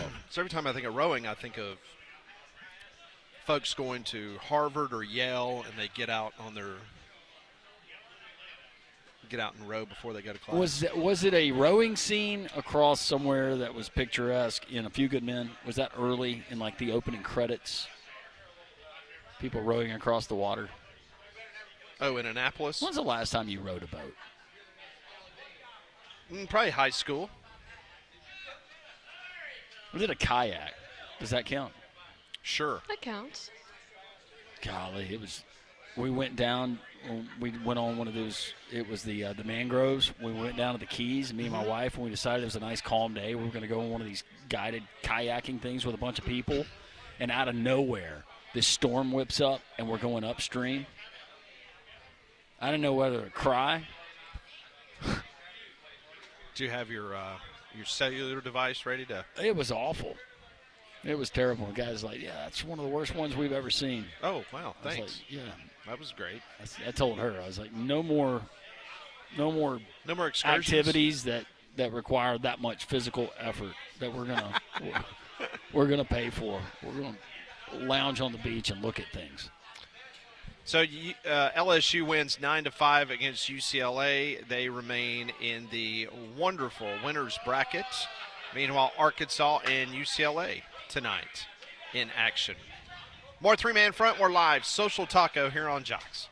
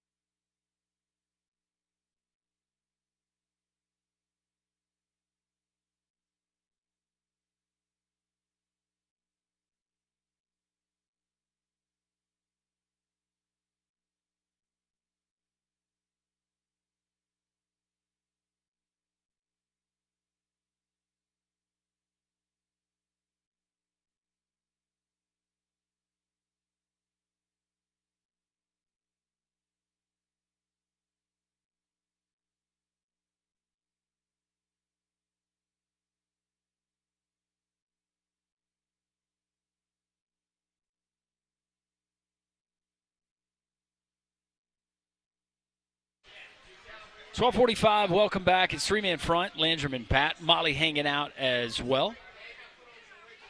Here at Social Taco in Homewood in the Taco Terrace, just met Vince, one of our great listeners, coming up and saying hello. A lot of new faces today and some of our regulars as well. But we appreciate everybody joining us every single Tuesday. If you couldn't make it today, we will be here next Tuesday. We go 10 to 2, but don't forget about the half-off happy hour from 3 to 6, Monday through Friday. Pat, half-off appetizers like the great chicken feathers that we have, the assortment of dipping sauces here, and also the half-off drinks. So socialtaco.bar. For more information. I know that you were excited to see the news of your favorite former coach and former athletic director, Philip Fulmer. His grandson has committed to Tennessee. First commitment of the 2027 class. For those of you not watching on Jox TV, Pat Smith's face. You can't hold the sins of the grandfather against the grandson. No, I hope he has a wonderful career. He is a 6'3", 215-pound defender from Knoxville West High School. Not currently ranked by ESPN. Huh. But he also held offers from Vanderbilt, Virginia Tech, Maryland, Kentucky, and FSU Dave's Seminoles. That's all I have. I just thought I'd get your reaction. Well, today we're at Social Taco. We're here every Tuesday, and one thing's for sure that we're excited because right down the street at the Edge, Molly, coming up very soon, we're going to be there for the NBA draft. Yeah, so like Pat said, the Squadron, their NBA draft party will be next Wednesday, June 25th at the Edge in Homewood, and it's going to start at 6 p.m. You'll get to meet and greet with the head coach, TJ Saint. There's going to be food and drink specials at the Edge as well. There's going to be arcade card specials and plus a golf simulator. I know Landrum's really excited for that with a chance to win premium season tickets. There's going to be giveaways, merch selections, and so much more. And plus, you will get to meet the three-man front crew. So like I said, that's next Wednesday, June 25th at the Edge in Homewood. Looking forward to that. News out of recruiting this morning, Alabama snagged a four-star quarterback, Jeff Tamala. He flipped his commitment from Iowa State. He had been committed to the Cyclones since April. He's 6'4", 210. He led his high school there in Omaha to the Nebraska State Championship last year. He went 47 touchdowns and only 3 interceptions. He had a 70% completion rate. Just a heck of an athlete, understanding that he plays basketball for the high school. Molly, are you familiar with his high school? I'm trying to see. Isn't it Millard West? Omaha Millard South. Oh, Millard South. Yeah. There's a Millard North, a Millard West, and a Millard South. Now, I'm not trying to put you in a tough spot, but it's interesting because you covered 7A football in the state of Alabama last year every Friday night. And when you were a student at the University of Nebraska, you worked countless high school games there in the Lincoln and across the state of Nebraska. Where would you say, from a talent standpoint, I know this is probably an unfair question, but compare and contrast what you saw last year at the highest division of Alabama football compared to what you saw in Nebraska? Oh, gosh. I mean, Pat, it's been 4 years since I saw Nebraska high school football. But, I mean, I guess if I were to compare it, I would say the overall talent is better here in the state of Alabama. But you do have some, I would say, I guess, powerhouse high schools in Nebraska, like Omaha West Side or Millard South, where he went. Bellevue is another big one. So I would, there are, your good schools, obviously. You have those in every state. But I feel like as a whole, the talent here is probably a little more competitive. I was just curious about the Millard South because, so many times, Landrum, when we talk about recruiting, you see these services give stars to certain kids, and you just wonder about the competition they played. Because we had multiple people tell us when Arch Manning was a high school player in New Orleans that the classification that he played in was not very competitive. Let's just be honest. And he was putting up some incredible numbers. So that's why I was just curious. I'm not poo-pooing on the idea that Alabama just got this quarterback from Iowa State. He threw 47 touchdowns, 3 interceptions. I was just curious about the talent level. That's all, in regards to a comparison with what No, yeah, I get it. a Millard South would be compared to Thompson High School. And like I said, it's probably different now, but when I was covering Nebraska high school football, like I said, Bellevue was one of the big ones, Elkhorn South. Not that you guys know any of these, but Millard South wasn't one that I ever personally covered. I am looking, and there was a final poll that came out in the High School Football Association 300. They listed by state the teams from that state, or how many teams from each state were in that top 300. Florida led the way with 52, and this is the end of last year, their rankings. So there were 52 teams from the state of Florida that made the national 300.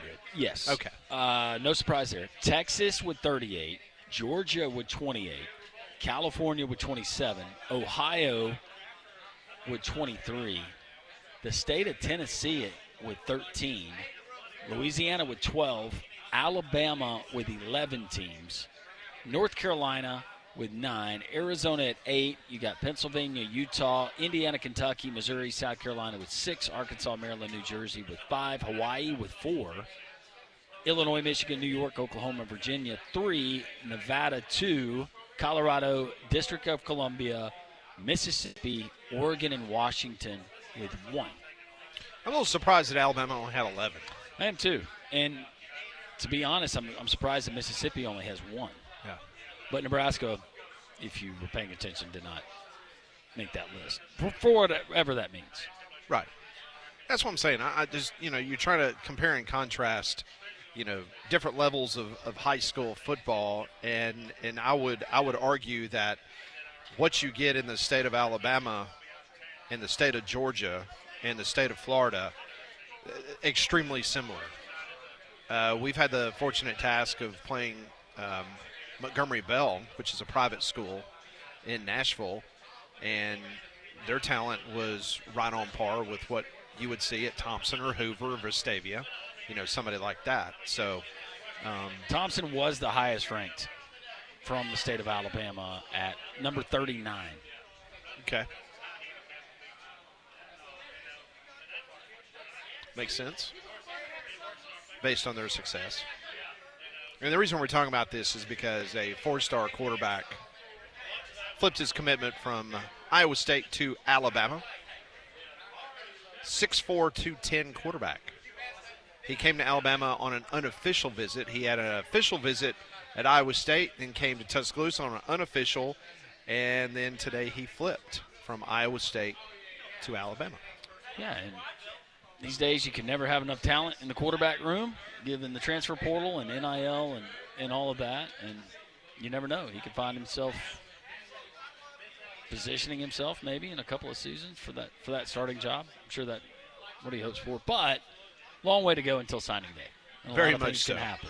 Very now much that, so. Now that this news comes and he's committed to Alabama, I wonder how much some of these other schools out of the Southeastern Conference maybe start paying attention to. What's his name again? The kid that just Tamala? Yeah, Tamala. Jeff Tamala. Jet Tamala? Jet Tamala. J-E-T-T. Airplane jet. Okay. Tamala. So we'll see what happens. Coming up next hour, we're going to get into a interesting number that came out this morning in the St. Louis Post-Dispatch. Because of a Freedom of Information Act, they have now gotten all of the numbers of Mizzou's NIL from 2024 and the beginning of 2025, and it is going to absolutely shock you how much money they spent in NIL across the board for the Missouri athletics program. And this will give us kind of an inside look at what potentially Alabama and Auburn could be looking at doing. So we'll get into that next hour. We'll do some Pat Ponders. So much to get into. Join us here at Social Taco on Jox.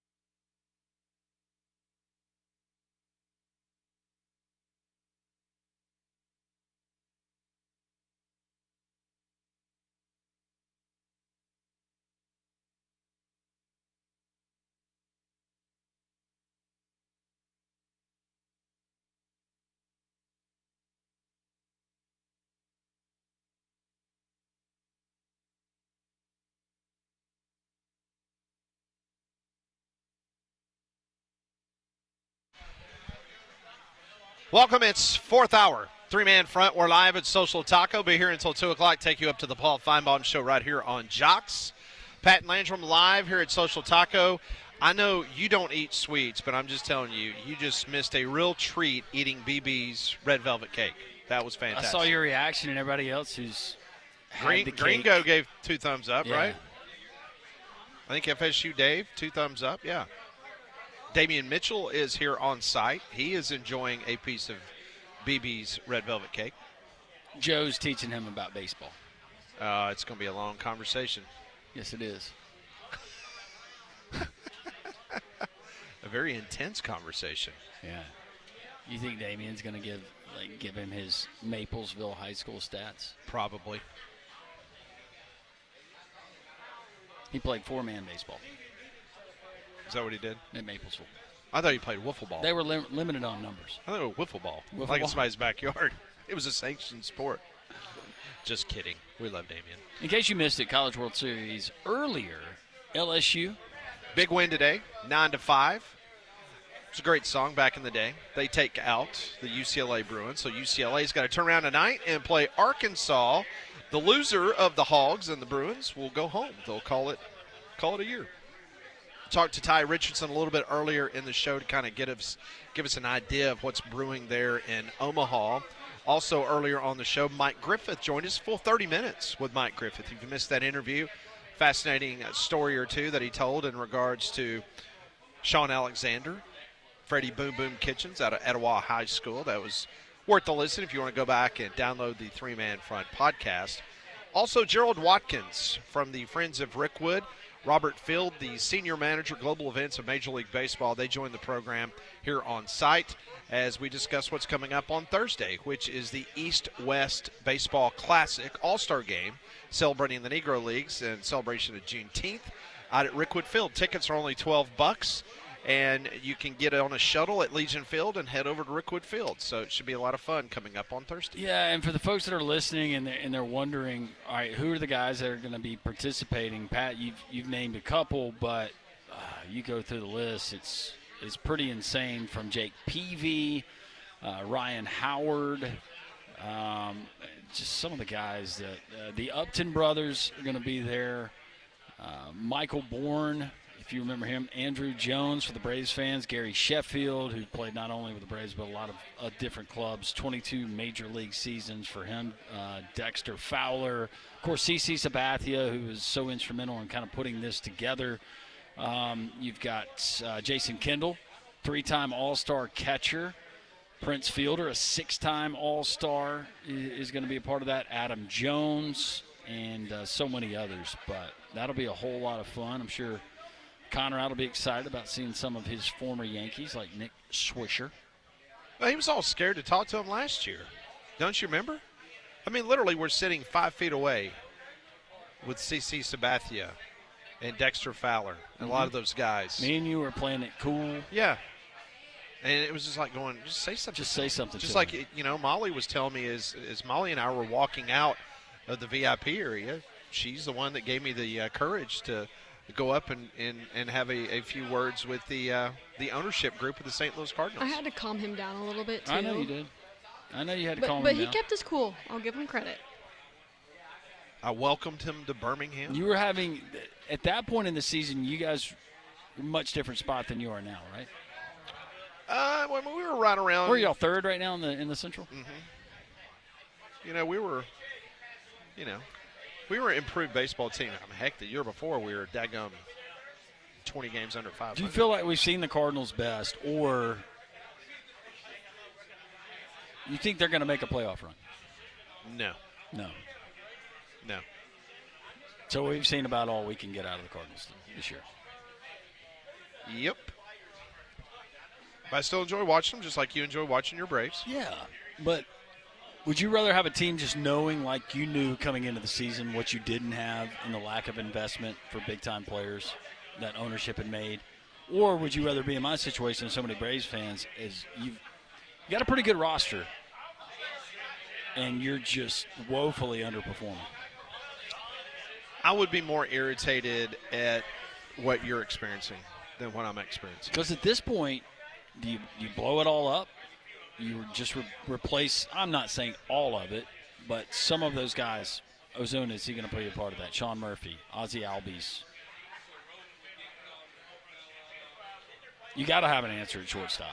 I mean, for Atlanta to get into the conversation for the playoffs, you got to get to 90 wins. For the team to get to 90 wins, they got to go 59-33. Yeah. And that's a tall task. I mean, you laid it out earlier. You're talking about 20 wins a month. Yeah, you're talking about going, 10 games above 500 for the next 3 months consecutively. 20-10, 20-10, 20-10. That's tough, especially from a team that has been as inconsistent. It's hard enough for them to win 2 games in a row. Yeah. But you know what? We've said it a million times. You can't go on a 7-game winning streak until you win that first one. That's right. And tonight's a big one because if you lose to the Mets, then all of a sudden it's going to take you a couple days to get back to where you were before the series started, and then you're going to drop another game in the National League East, and potentially you're going to drop another game in the wild card, and you're already 8 games back of the 3rd wild card.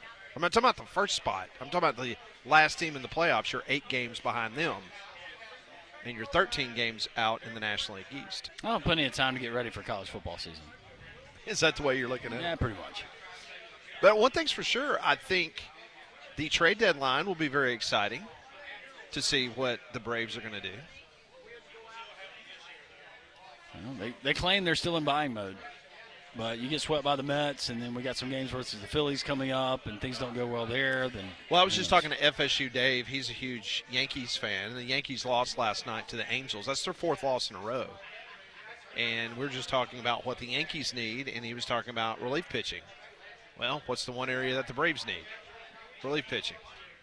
Everybody needs pitching. Is this the Aaron Boone deadline slide? Is this the point of the season that we typically He's always get during good the for one. summer? Yep. You have that 1 month span where it's like, what happened? Mm-hmm. He's always good for one. And who knows if this is the one that we're looking at as we speak. So, Braves in action tonight here on Jox as they take on the New York Mets. The Mets lead Major League Baseball in rotation ERA at 2.93. They're 3rd in bullpen ERA. David Peterson, 2.49 ERA. He's on the bump against Schwelly. Schwelly, 3.11 ERA for the Braves. Braves favored in that one. Are they? Yeah, -1.5. Or not -1, I'm sorry. -134 on the money line. Okay. Okay. Well, you got Swelly out there that normally that bodes well. Not all the time, but he's one of the best you've got. He's one of the best we've seen. And after that last outing, talk about padding some numbers for the Braves pitchers from what Strider did against the Rockies on Saturday to what we saw from Grant Holmes on Sunday, even in the loss. Still can't believe let the Rockies come back and win that game 10-1. Hey, the Rockies won again last night. Beat the Nationals. Nationals have lost 9 in a row now. So the Rockies are going in a better direction than the Nationals. NL East is very top-heavy. Did you see where Dennis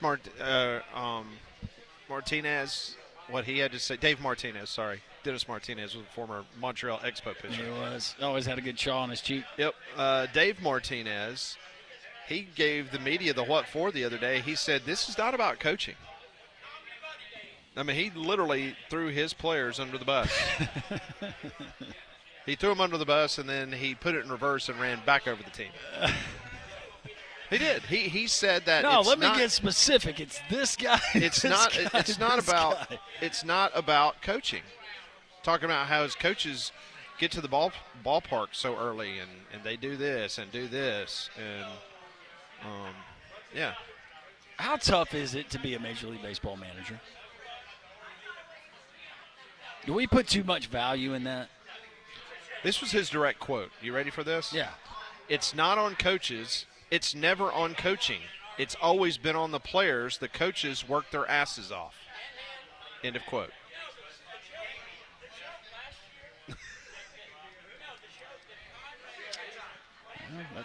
How do you think that played? Oh, man, that's a morale booster for your locker room, for your clubhouse.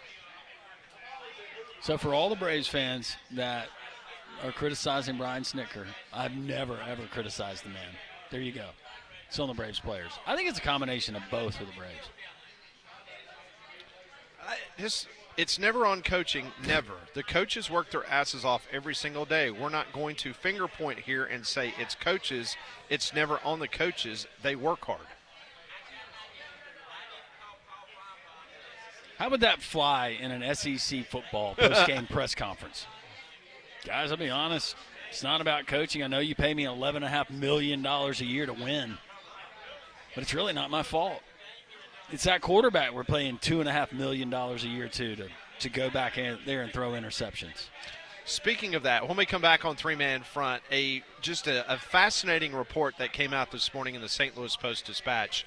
The Freedom of Information Act, they were able to get their hands on what the University of Missouri's athletic department paid in NIL for 2024 and what they've already paid so far in 2025. These numbers are going to absolutely make your head spin. We'll tell you all about it next, three-man front.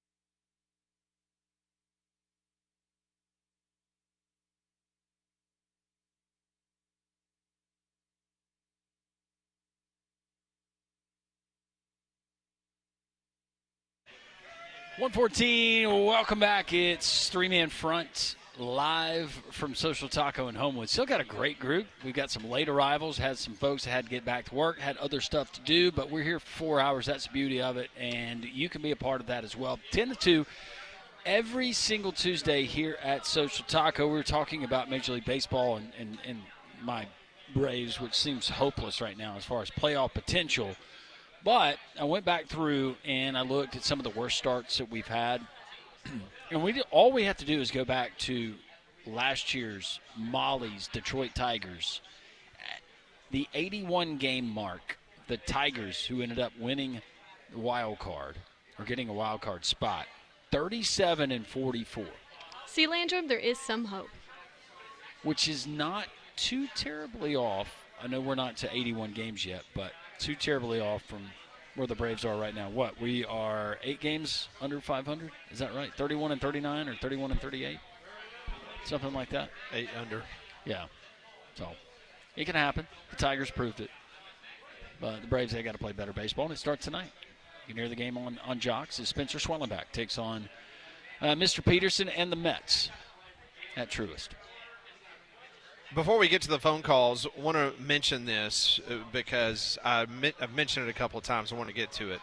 So the St. Louis Post-Dispatch obtained and compiled Mizzou's spending through a series of invoices sent to the athletics department from Every True Tiger Brands, LLC. That's the collective turned marketing agency that runs the school's NIL operation. The athletics department turned the money over to Every True Tiger to distribute to athletes.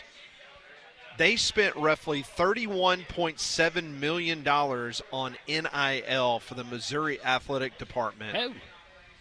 Nearly $10.3 million came earlier this month before the House settlement became official because they wanted to get it all, underneath the radar, like, let's make this official. So they spent $10.3 million in the month of June of this year. So the invoice figures represent 90 to 95% of the NIL compensation all Mizzou athletes receive. Brad Larondo, who is the CEO of Every True Tiger, told the Post-Dispatch that they pay about 90 to 95% of all NIL for Missouri athletes. So there's some side deals. For example, you have a situation where Luther Burden III, he had an ad campaign with Nautica, that's a national brand. Yep. So the Tiger LLC, they had nothing to do with it. Caleb Grill, outstanding basketball player this year, he did a local TV commercial for a Columbia, Missouri law firm, which they took care of that, not the NIL. So there are deals out there that players make more than what was being reported. Under $8 million last year, or 64.3% of all money spent at the University of Missouri in NIL went to their football program. 64%? 64%. Okay. Men's basketball received 23.5%. Okay. Baseball received the third most, and that was 3.9%. It's just funny considering how dreadfully bad their baseball team was. Women's basketball received the fourth most at $348,100, or 2.8%. So football got the most. Men's basketball right at $3 million. Baseball got under $500,000. I'm just sitting here looking down the list. The Missouri softball team got $189,000. The wrestling got $146,000.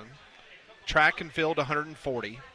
Gymnastics $97,000. Volleyball got $40,000. Golf got $30,000. Soccer $20,500. And tennis was the lowest paying sport at the University of Missouri, $10,000, which basically less than 0.1% of the total NIL budget at the University of Missouri. All right, kids, we'll give you all $500. Go have fun. So the Buy you some gear. So the $31.7 million number that was reported, that again was based on the so-called fiscal year for the University of Missouri. By them paying that $10 million at the beginning of the month, that goes on last month's accounting purposes or whatever the case may be. So that's why it was at 31.7. Now the athletics director at the University of Missouri, he has said that they are going to share $18 million with their student athletes, not the $20.5 million, which is the cap. So he's already said that they're not going to go as high up as everybody else. And we all anticipate that Alabama and Auburn will absolutely have their $20.5 million cap. To do some quick math, what would 64% of $18 million be? Well, based on last football season. Okay. Based on last football season, the football team got $8 million in NIL. And you remember, we've had this conversation before that it was – the general feeling was that Alabama last year on that football team was close to $20 million. Yeah. So the Missouri football team last year, $8 million. Now, that does not include whatever Luther Burden III got for his Nautica campaign. But based on what the university, through its NIL cooperative, paid the football team, $7.956 million. I think Missouri's a good example, too, because we think about the Alabamas, the Auburns, the Texas, the Georgias. But I was curious, a school like Missouri, where that would actually fall, and I wonder what that would compare to maybe a middle of the pack, all sports from a Big 12 school or one of the schools out of the Big 10, what that NIL looks like. I hope we get more of these freedom of, and I know that you can go and you can find it, but I would love to see more of the transparency where we can actually start wrapping our head around some of these finances and exactly who gets what. I'm with you. I would love more transparency, but here's the problem. Yeah. You're not going to get it because just like what the University of Kentucky has done, where they have basically created these LLCs that are not going to be accessible for a Freedom of Information Act. And by the way, I don't blame them for doing that. For what we do, let's just go fan perspective, I wish we could see it. Sure. From a business standpoint and from a school perspective, I don't blame them for forming the LLC. But see, this right here, being able to kind of, pull the curtain back a little bit and see a program like Missouri in the SEC for 2024, you could tell what they were doing, in regards to $8 million for football, $3 million to basketball. They did not get their $488,000 worth of Missouri baseball. No. That's for sure. Somebody was absolutely stealing from the University of Missouri Cooperative by $488,500 on a team that did not win a game. Well, no, they did. They beat Texas A&M. They did, yeah. Back in, but, they finally got one. Yeah, so let's go to the phones, 1-800-239-WJOX. Miles over in the great state of Mississippi joins us on Three-Man Front. Hey, Miles. Good afternoon, all. This is not my question, but I want to mention it before I get to my question. Y'all were talking about the Braves the other night, with 15 strikeouts and still lose. That actually reminds me of, I think it was the 1992 New York Mets, who were like historically bad.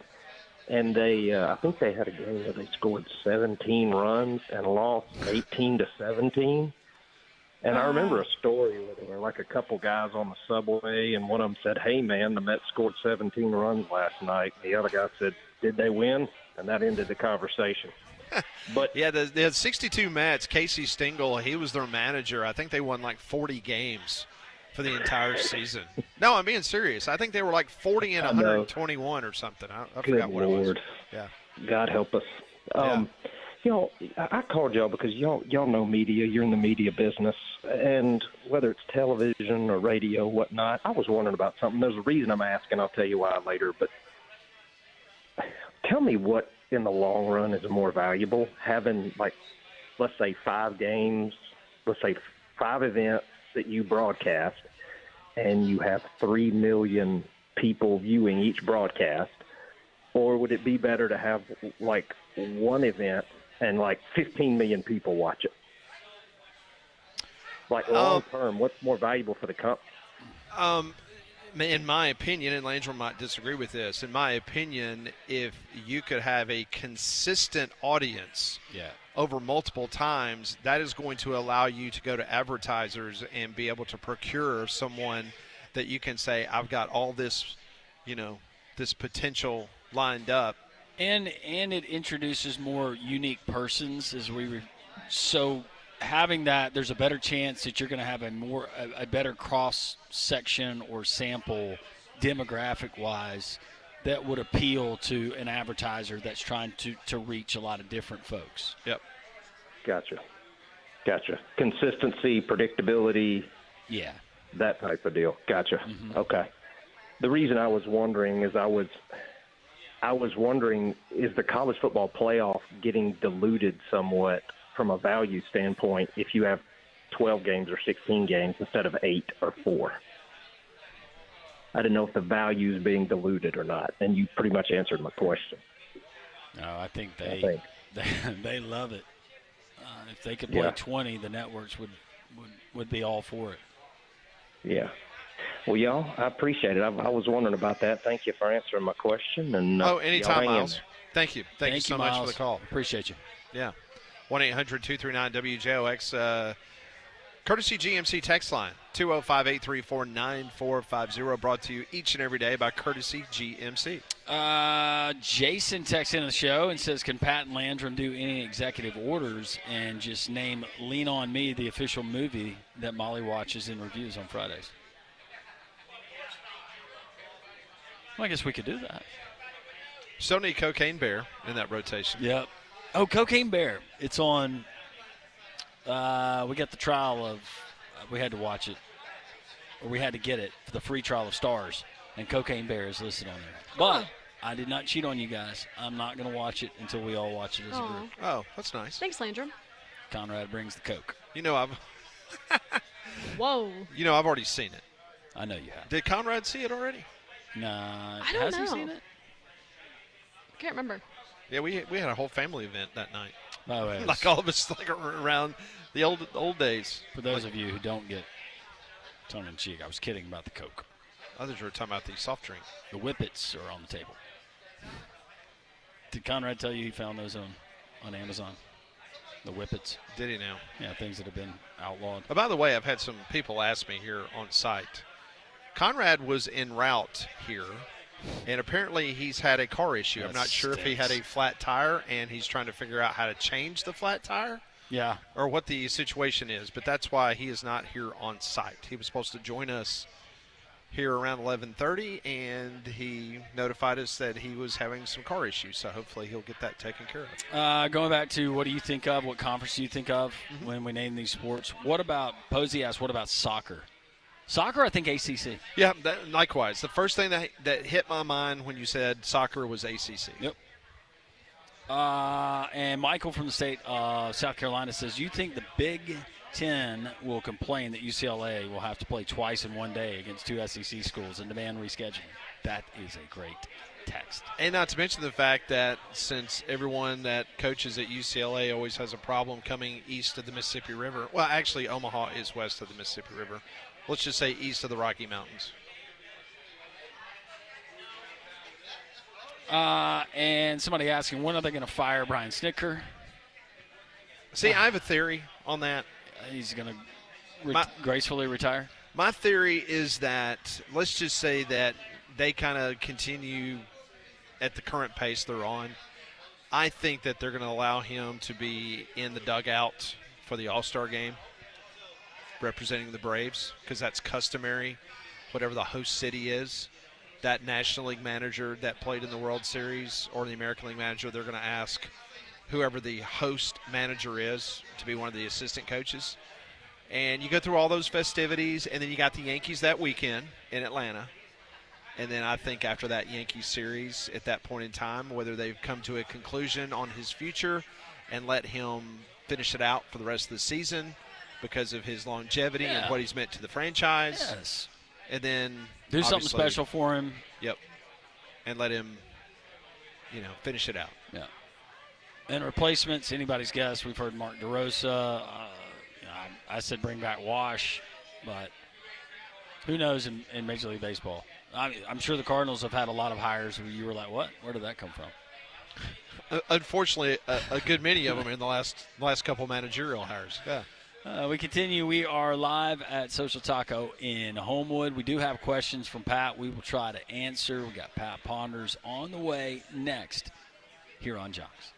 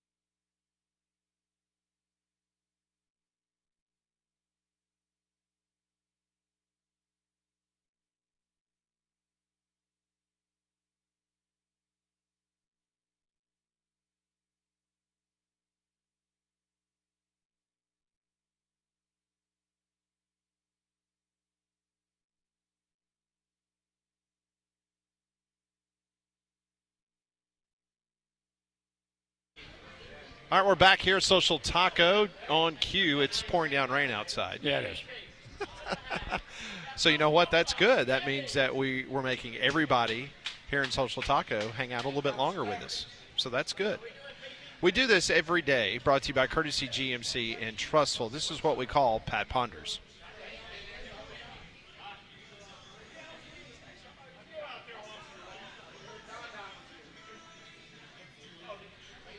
Brought to you by Courtesy GMC and Trustful. Right off of exit 32, I-459 in Trustful. Get by and see Drew, Lolly, Josh Gargis, the great team there, or visit their online inventory at courtesybirmingham.com. We are so happy to be joined now by BB and Hastings. Here on site. And I think this is a little bit of history here. I'm not sure if we've ever done a fivesome here on Pat Ponders. Definitely not on Pat Ponders, for sure. I don't think I've ever or in general. I was just, No. No. Okay. All right. Here we go. Question number 1. Nick Saban is not interested in becoming the czar of college football. So who would you endorse personally if that position became a reality in college football? I would go Mac Brown. I think Mac Brown gets it. He's been in it recently, different stops, different perspectives, and he's just a gentleman and a heck of a nice guy. I would go Mac Brown. How about you, Molly? Got one off the top of your head? Does it have to be a coach? No, ma'am. Okay, Could be good. anybody. Could be a mascot. Ooh, can I pick Herbie? No, I'm kidding. I wouldn't do that. Can I say Greg Sankey? You can say any Perfect. name you like. I'm going to go Sankey. So Landrum goes Mac Brown, former North Carolina, former Texas coach. You go Greg Sankey. How about you, Hastings, BB? Got an idea? I was going to say Greg Sankey, although I know he would never do it, but he would be my vote. Okay, Greg Sankey. What's Hastings? Urban Meyer up to these days? Is he? Oh, he's at the Pine House. See, but here's the thing. So I guess here's my quick question. Looking for hot pants. So does the czar of college football, is it just the voice of college football, or are they the ones making decisions? Yeah, I don't think he has any power. It's like Ward Manuel on a Tuesday night. Okay. Oh, God. I mean, if that's – see, I just feel like Greg Sankey does such a great job of an administrative role from the SEC side that I'd actually lean more towards kind of where Landrum's going with that, with like a Mac Brown or a Steve Spurrier, something like that, to where you really Mac Brown's a little bit more loved than Steve Spurrier in the coach, but something to where you're not actually taking somebody who's making important decisions away from their position that I think holds a lot of value.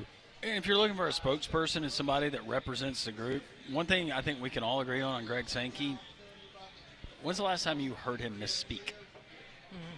I don't know if I ever have. I don't know if I've ever heard it. Yeah. It's unfortunate that Lee Corso is in his later years. I think he would make an awesome spokesperson, but can't happen now. Yeah. No.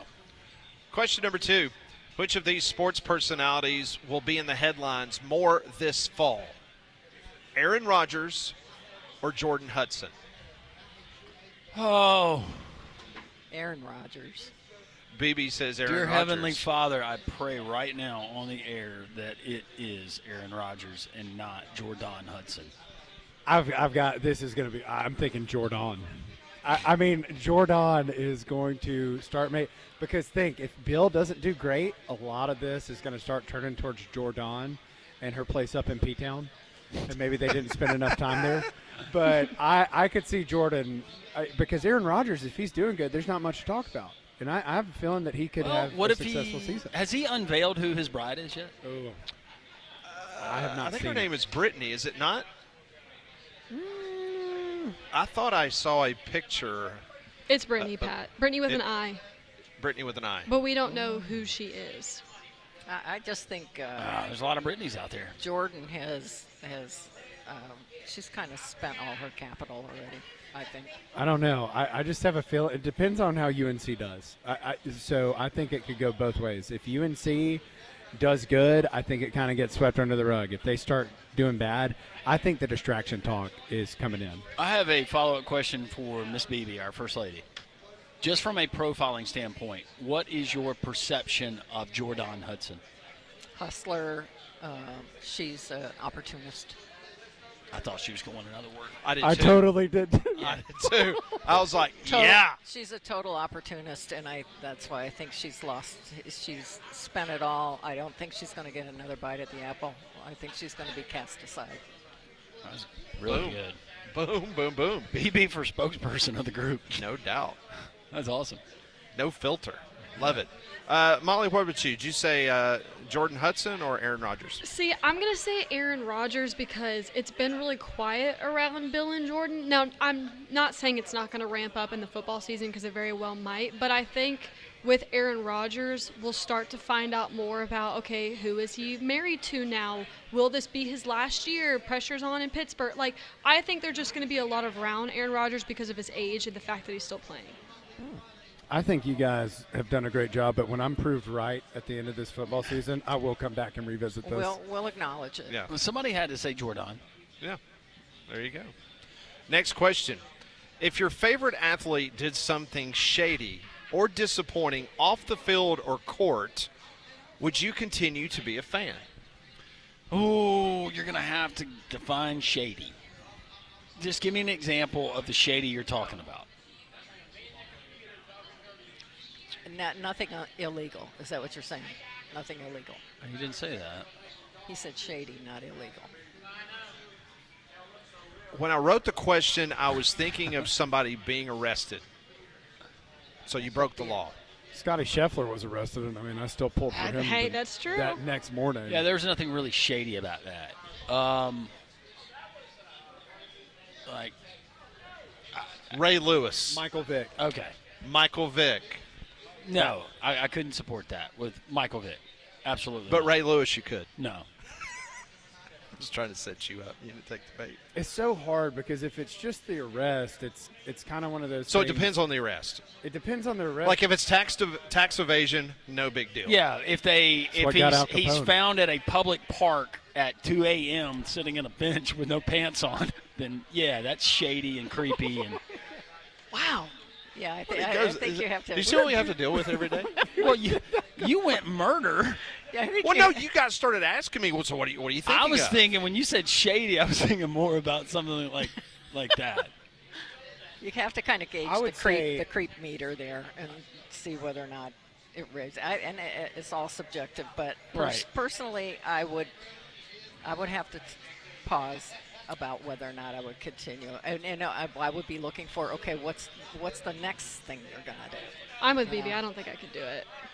I disagree. I mean, I'm probably going to see what the facts of the case are. If they're just arrested on it, then I need to see the facts and everything behind it. But I'm not going to jump to judgment. Yeah, I'll still support them, and hopefully they get the help that they need and don't end up pantsless on the bench at 2 o'clock. And to be fair, on the Ray Lewis thing, he was never convicted. That's right. right. That's because Hastings been on the police blotter lately, so we're just giving him a pass. BB, I told you not to tell anybody that live on air.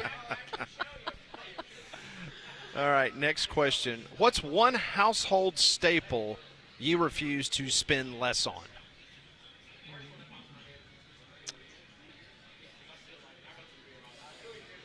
Are you talking a food staple? It or could be food. It could be a household Toilet product. paper, and paper towels. It was not my choice. My wife's like, we're not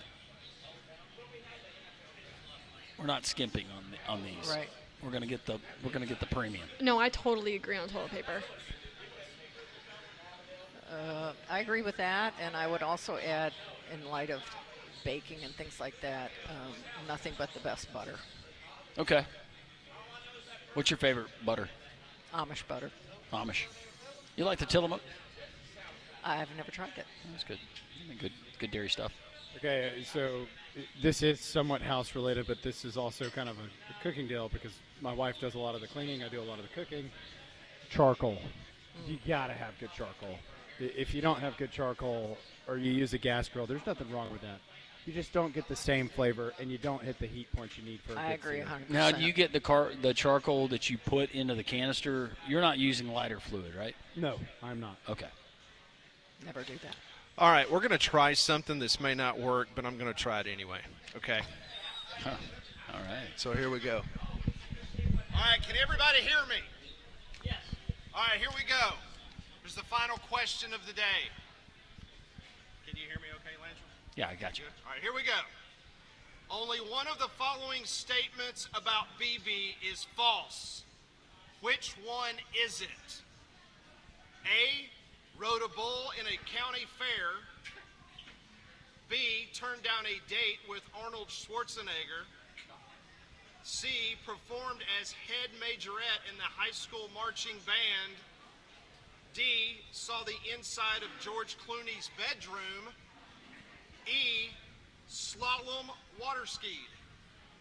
Which one of those did BB not do? I think I'm going to go inside of Clooney's bedroom. All right, we're going to got some A's, we got some B's. I am going to go with the Schwarzenegger one because I think she went on a date with Schwarzenegger. I don't think she turned it down. That's a good angle right there. Okay. Molly, what do you say? Oh, what was the last one again? Slalom water skied. I'm going to go that. All right, you're going to go E. We got A's, we got some B's, right? I do not know the answer, so BB's about to let us know which one of those following statements about BB was false. Which one? I never rode a bull in a county fair. Oh, man, I totally had Never you. rode a bull in the county fair, so that means she turned down a date with Arnold Schwarzenegger. She was a head majorette at a high school marching band, and you saw the inside of George Clooney's bedroom. Yes, and I slalom water skied. Tell us about the inside. Well, hold on. We got some questions. We got some questions about George Clooney's bedroom and the date with Arnold Schwarzenegger. That's it for Pat Ponders, but when we come back, we're going to dive a little bit more into what this is about BB. These are the questions that she gave these to me. You're a fascinating individual. Yeah, listen to the crowd. Yeah. They love it. Golly, she puts herself out there. I love it. All right, more three-man front. We're live, three-man front from Social Taco Jox 94.5.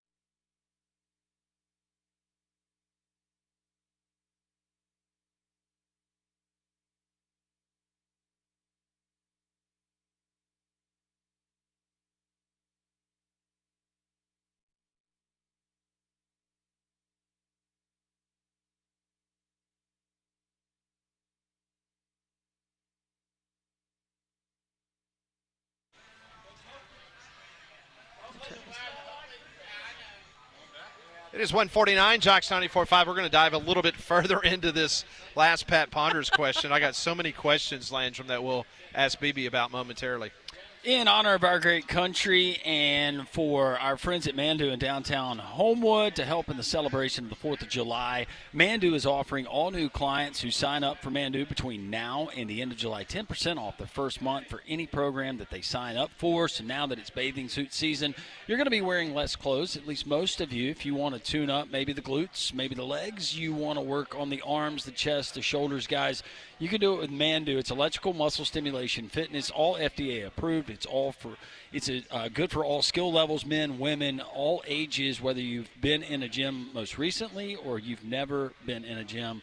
They can take care of you. They're going to hook you up to a machine, sends electric pulses to various parts of your body, and in just 15 minutes, because of that technology, it's equivalent to 6 hours in a gym. Mandu in downtown Homewood, MANDUU.com. Tell Paul and the gang that Landrum from Jox and Three Man Front sent you. What a fascinating Pat Ponders. If you heard the very last question, BB and Hastings joined us here on site for Pat Ponders. It was only one of the following statements about BB is false. Which one was it? And there was 5 options, and it ended up you rode a bull in the county fair. That was not true. Not true. That did not happen. But you turned down a date with Arnold Schwarzenegger. We're kind of limited on time, but give us the quickest Cliff Note version of how you turned down a date with Arnold Schwarzenegger. I was living and working in Columbus. I was working for Nationwide Insurance. That was the home office, and they were putting on a benefit. And this was back in the early 70s, mid-70s, and he was the key person that they had to come and promote this benefit that they were doing. And I was asked to be his escort, and I said absolutely not. He was right off the boat from Austria at that point. He was this big, massive bodybuilder with just enormous. He looked like Conan the Barbarian, big gap-toothed, long-haired, didn't speak a lick of English, and I said, there is no way I'm going out with that person. All right, so that was you turning down. Golly, there's so many follow-ups there. Okay, keep going. All right. So many, Landrum. So many. Oh, no. Listen, we've got a long summer ahead of us. Don't think that we will not be. Let's We revisit need to that. revisit some of We'll these be stories. spending a lot of time on BB's. I'll be back. Yes. Okay, you want to know about George Clooney? Yes. This was the other one. Saw the inside of George Clooney's bedroom. Yes. Describe it. In the 80s, I was writing cover stories for Human Interest magazine, Women's magazine, and I was doing a lot of high-profile interviews, and I was living in Cincinnati at the time, so I interviewed Nick and Nina Clooney, George's parents, in their childhood home. So they gave me a tour of the home, and I indeed did see the inside of George Clooney's childhood bedroom. Oh, okay. Okay. All right, so. Did he have any posters on the wall? He had a lot of stuff in there, and I was peeking in, and suddenly Nina came around, and she just kind of grabbed me and shooed me away and said, "You're not going in there." I said, "Okay." But you did get a peek. I sure got a big peek. But he was very young then. So was I. Was Rosemary his famous aunt? Was she around? Rosemary was still alive at that time, and she lived in the area, yeah. Hastings, They're from Augusta, Kentucky. Yeah. Is he a big Star Wars fan? I just feel like weirdly he would have. That's George Lucas. Okay, never mind. Oh my goodness. Different George. We're live, right? Dude? We can't cut that. No. Is that dump No, Mike no, Molly? That's now that will probably be on the post game recap. Yeah. We'll put that one on the reel. I've already got it cut. You know, we're like a 3-time Addy Award winners, the best show in the state of Alabama. I did. That's going on the reel. Do you remember great. Clooney from, was great. it the Roseanne show? Didn't he appear on there? Yeah. He was also on the Facts of Life. Yeah, that's Remember right. that? Facts of Life. Yeah.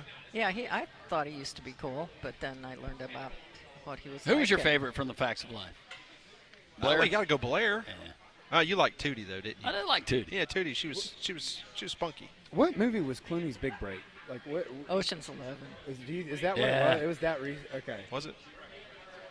I don't know. I love those type of movies, by I've the kind way. of lost track of George last couple of years. Yeah. For obvious reasons. Me too. He now owns Nespresso, right? Yeah. He's Owner he's or something No, else. no, I think he. Is he really? I think so. That's why he's in all the commercials. Do you think Arnold Schwarzenegger juiced back in the day? Oh my God! You should have seen him then. Now, You okay. should have seen him. We do have a minute or so I do have to ask you. So, who approached you about being his escort for the night? Well, I don't quite know how this tied back, but it was my director, the man I directly reported to, my boss. That's kind of an HR violation now, That don't would you be think? a big no-no. And I don't know how he was affiliated with the overall benefit thing. Right. But he must have had a whole lot of influence on what it is that Nationwide Insurance Home Office was going to do to bring this guy in off the boat and suddenly be a spokesperson for whatever they were doing. And he approached me and said, we need you to be available because you need to escort Arnold Schwarzenegger Saturday night to this benefit. And I said, no thanks. Hell no. Oh, there you go. And I mean, maybe if he didn't look the way he looked back then. If it was Robert Redford. Oh, a much different Okay. attitude at that point. But he didn't speak any English, and I thought, are you going to sit me next to this guy all night? Hell no, I'm not going to do it.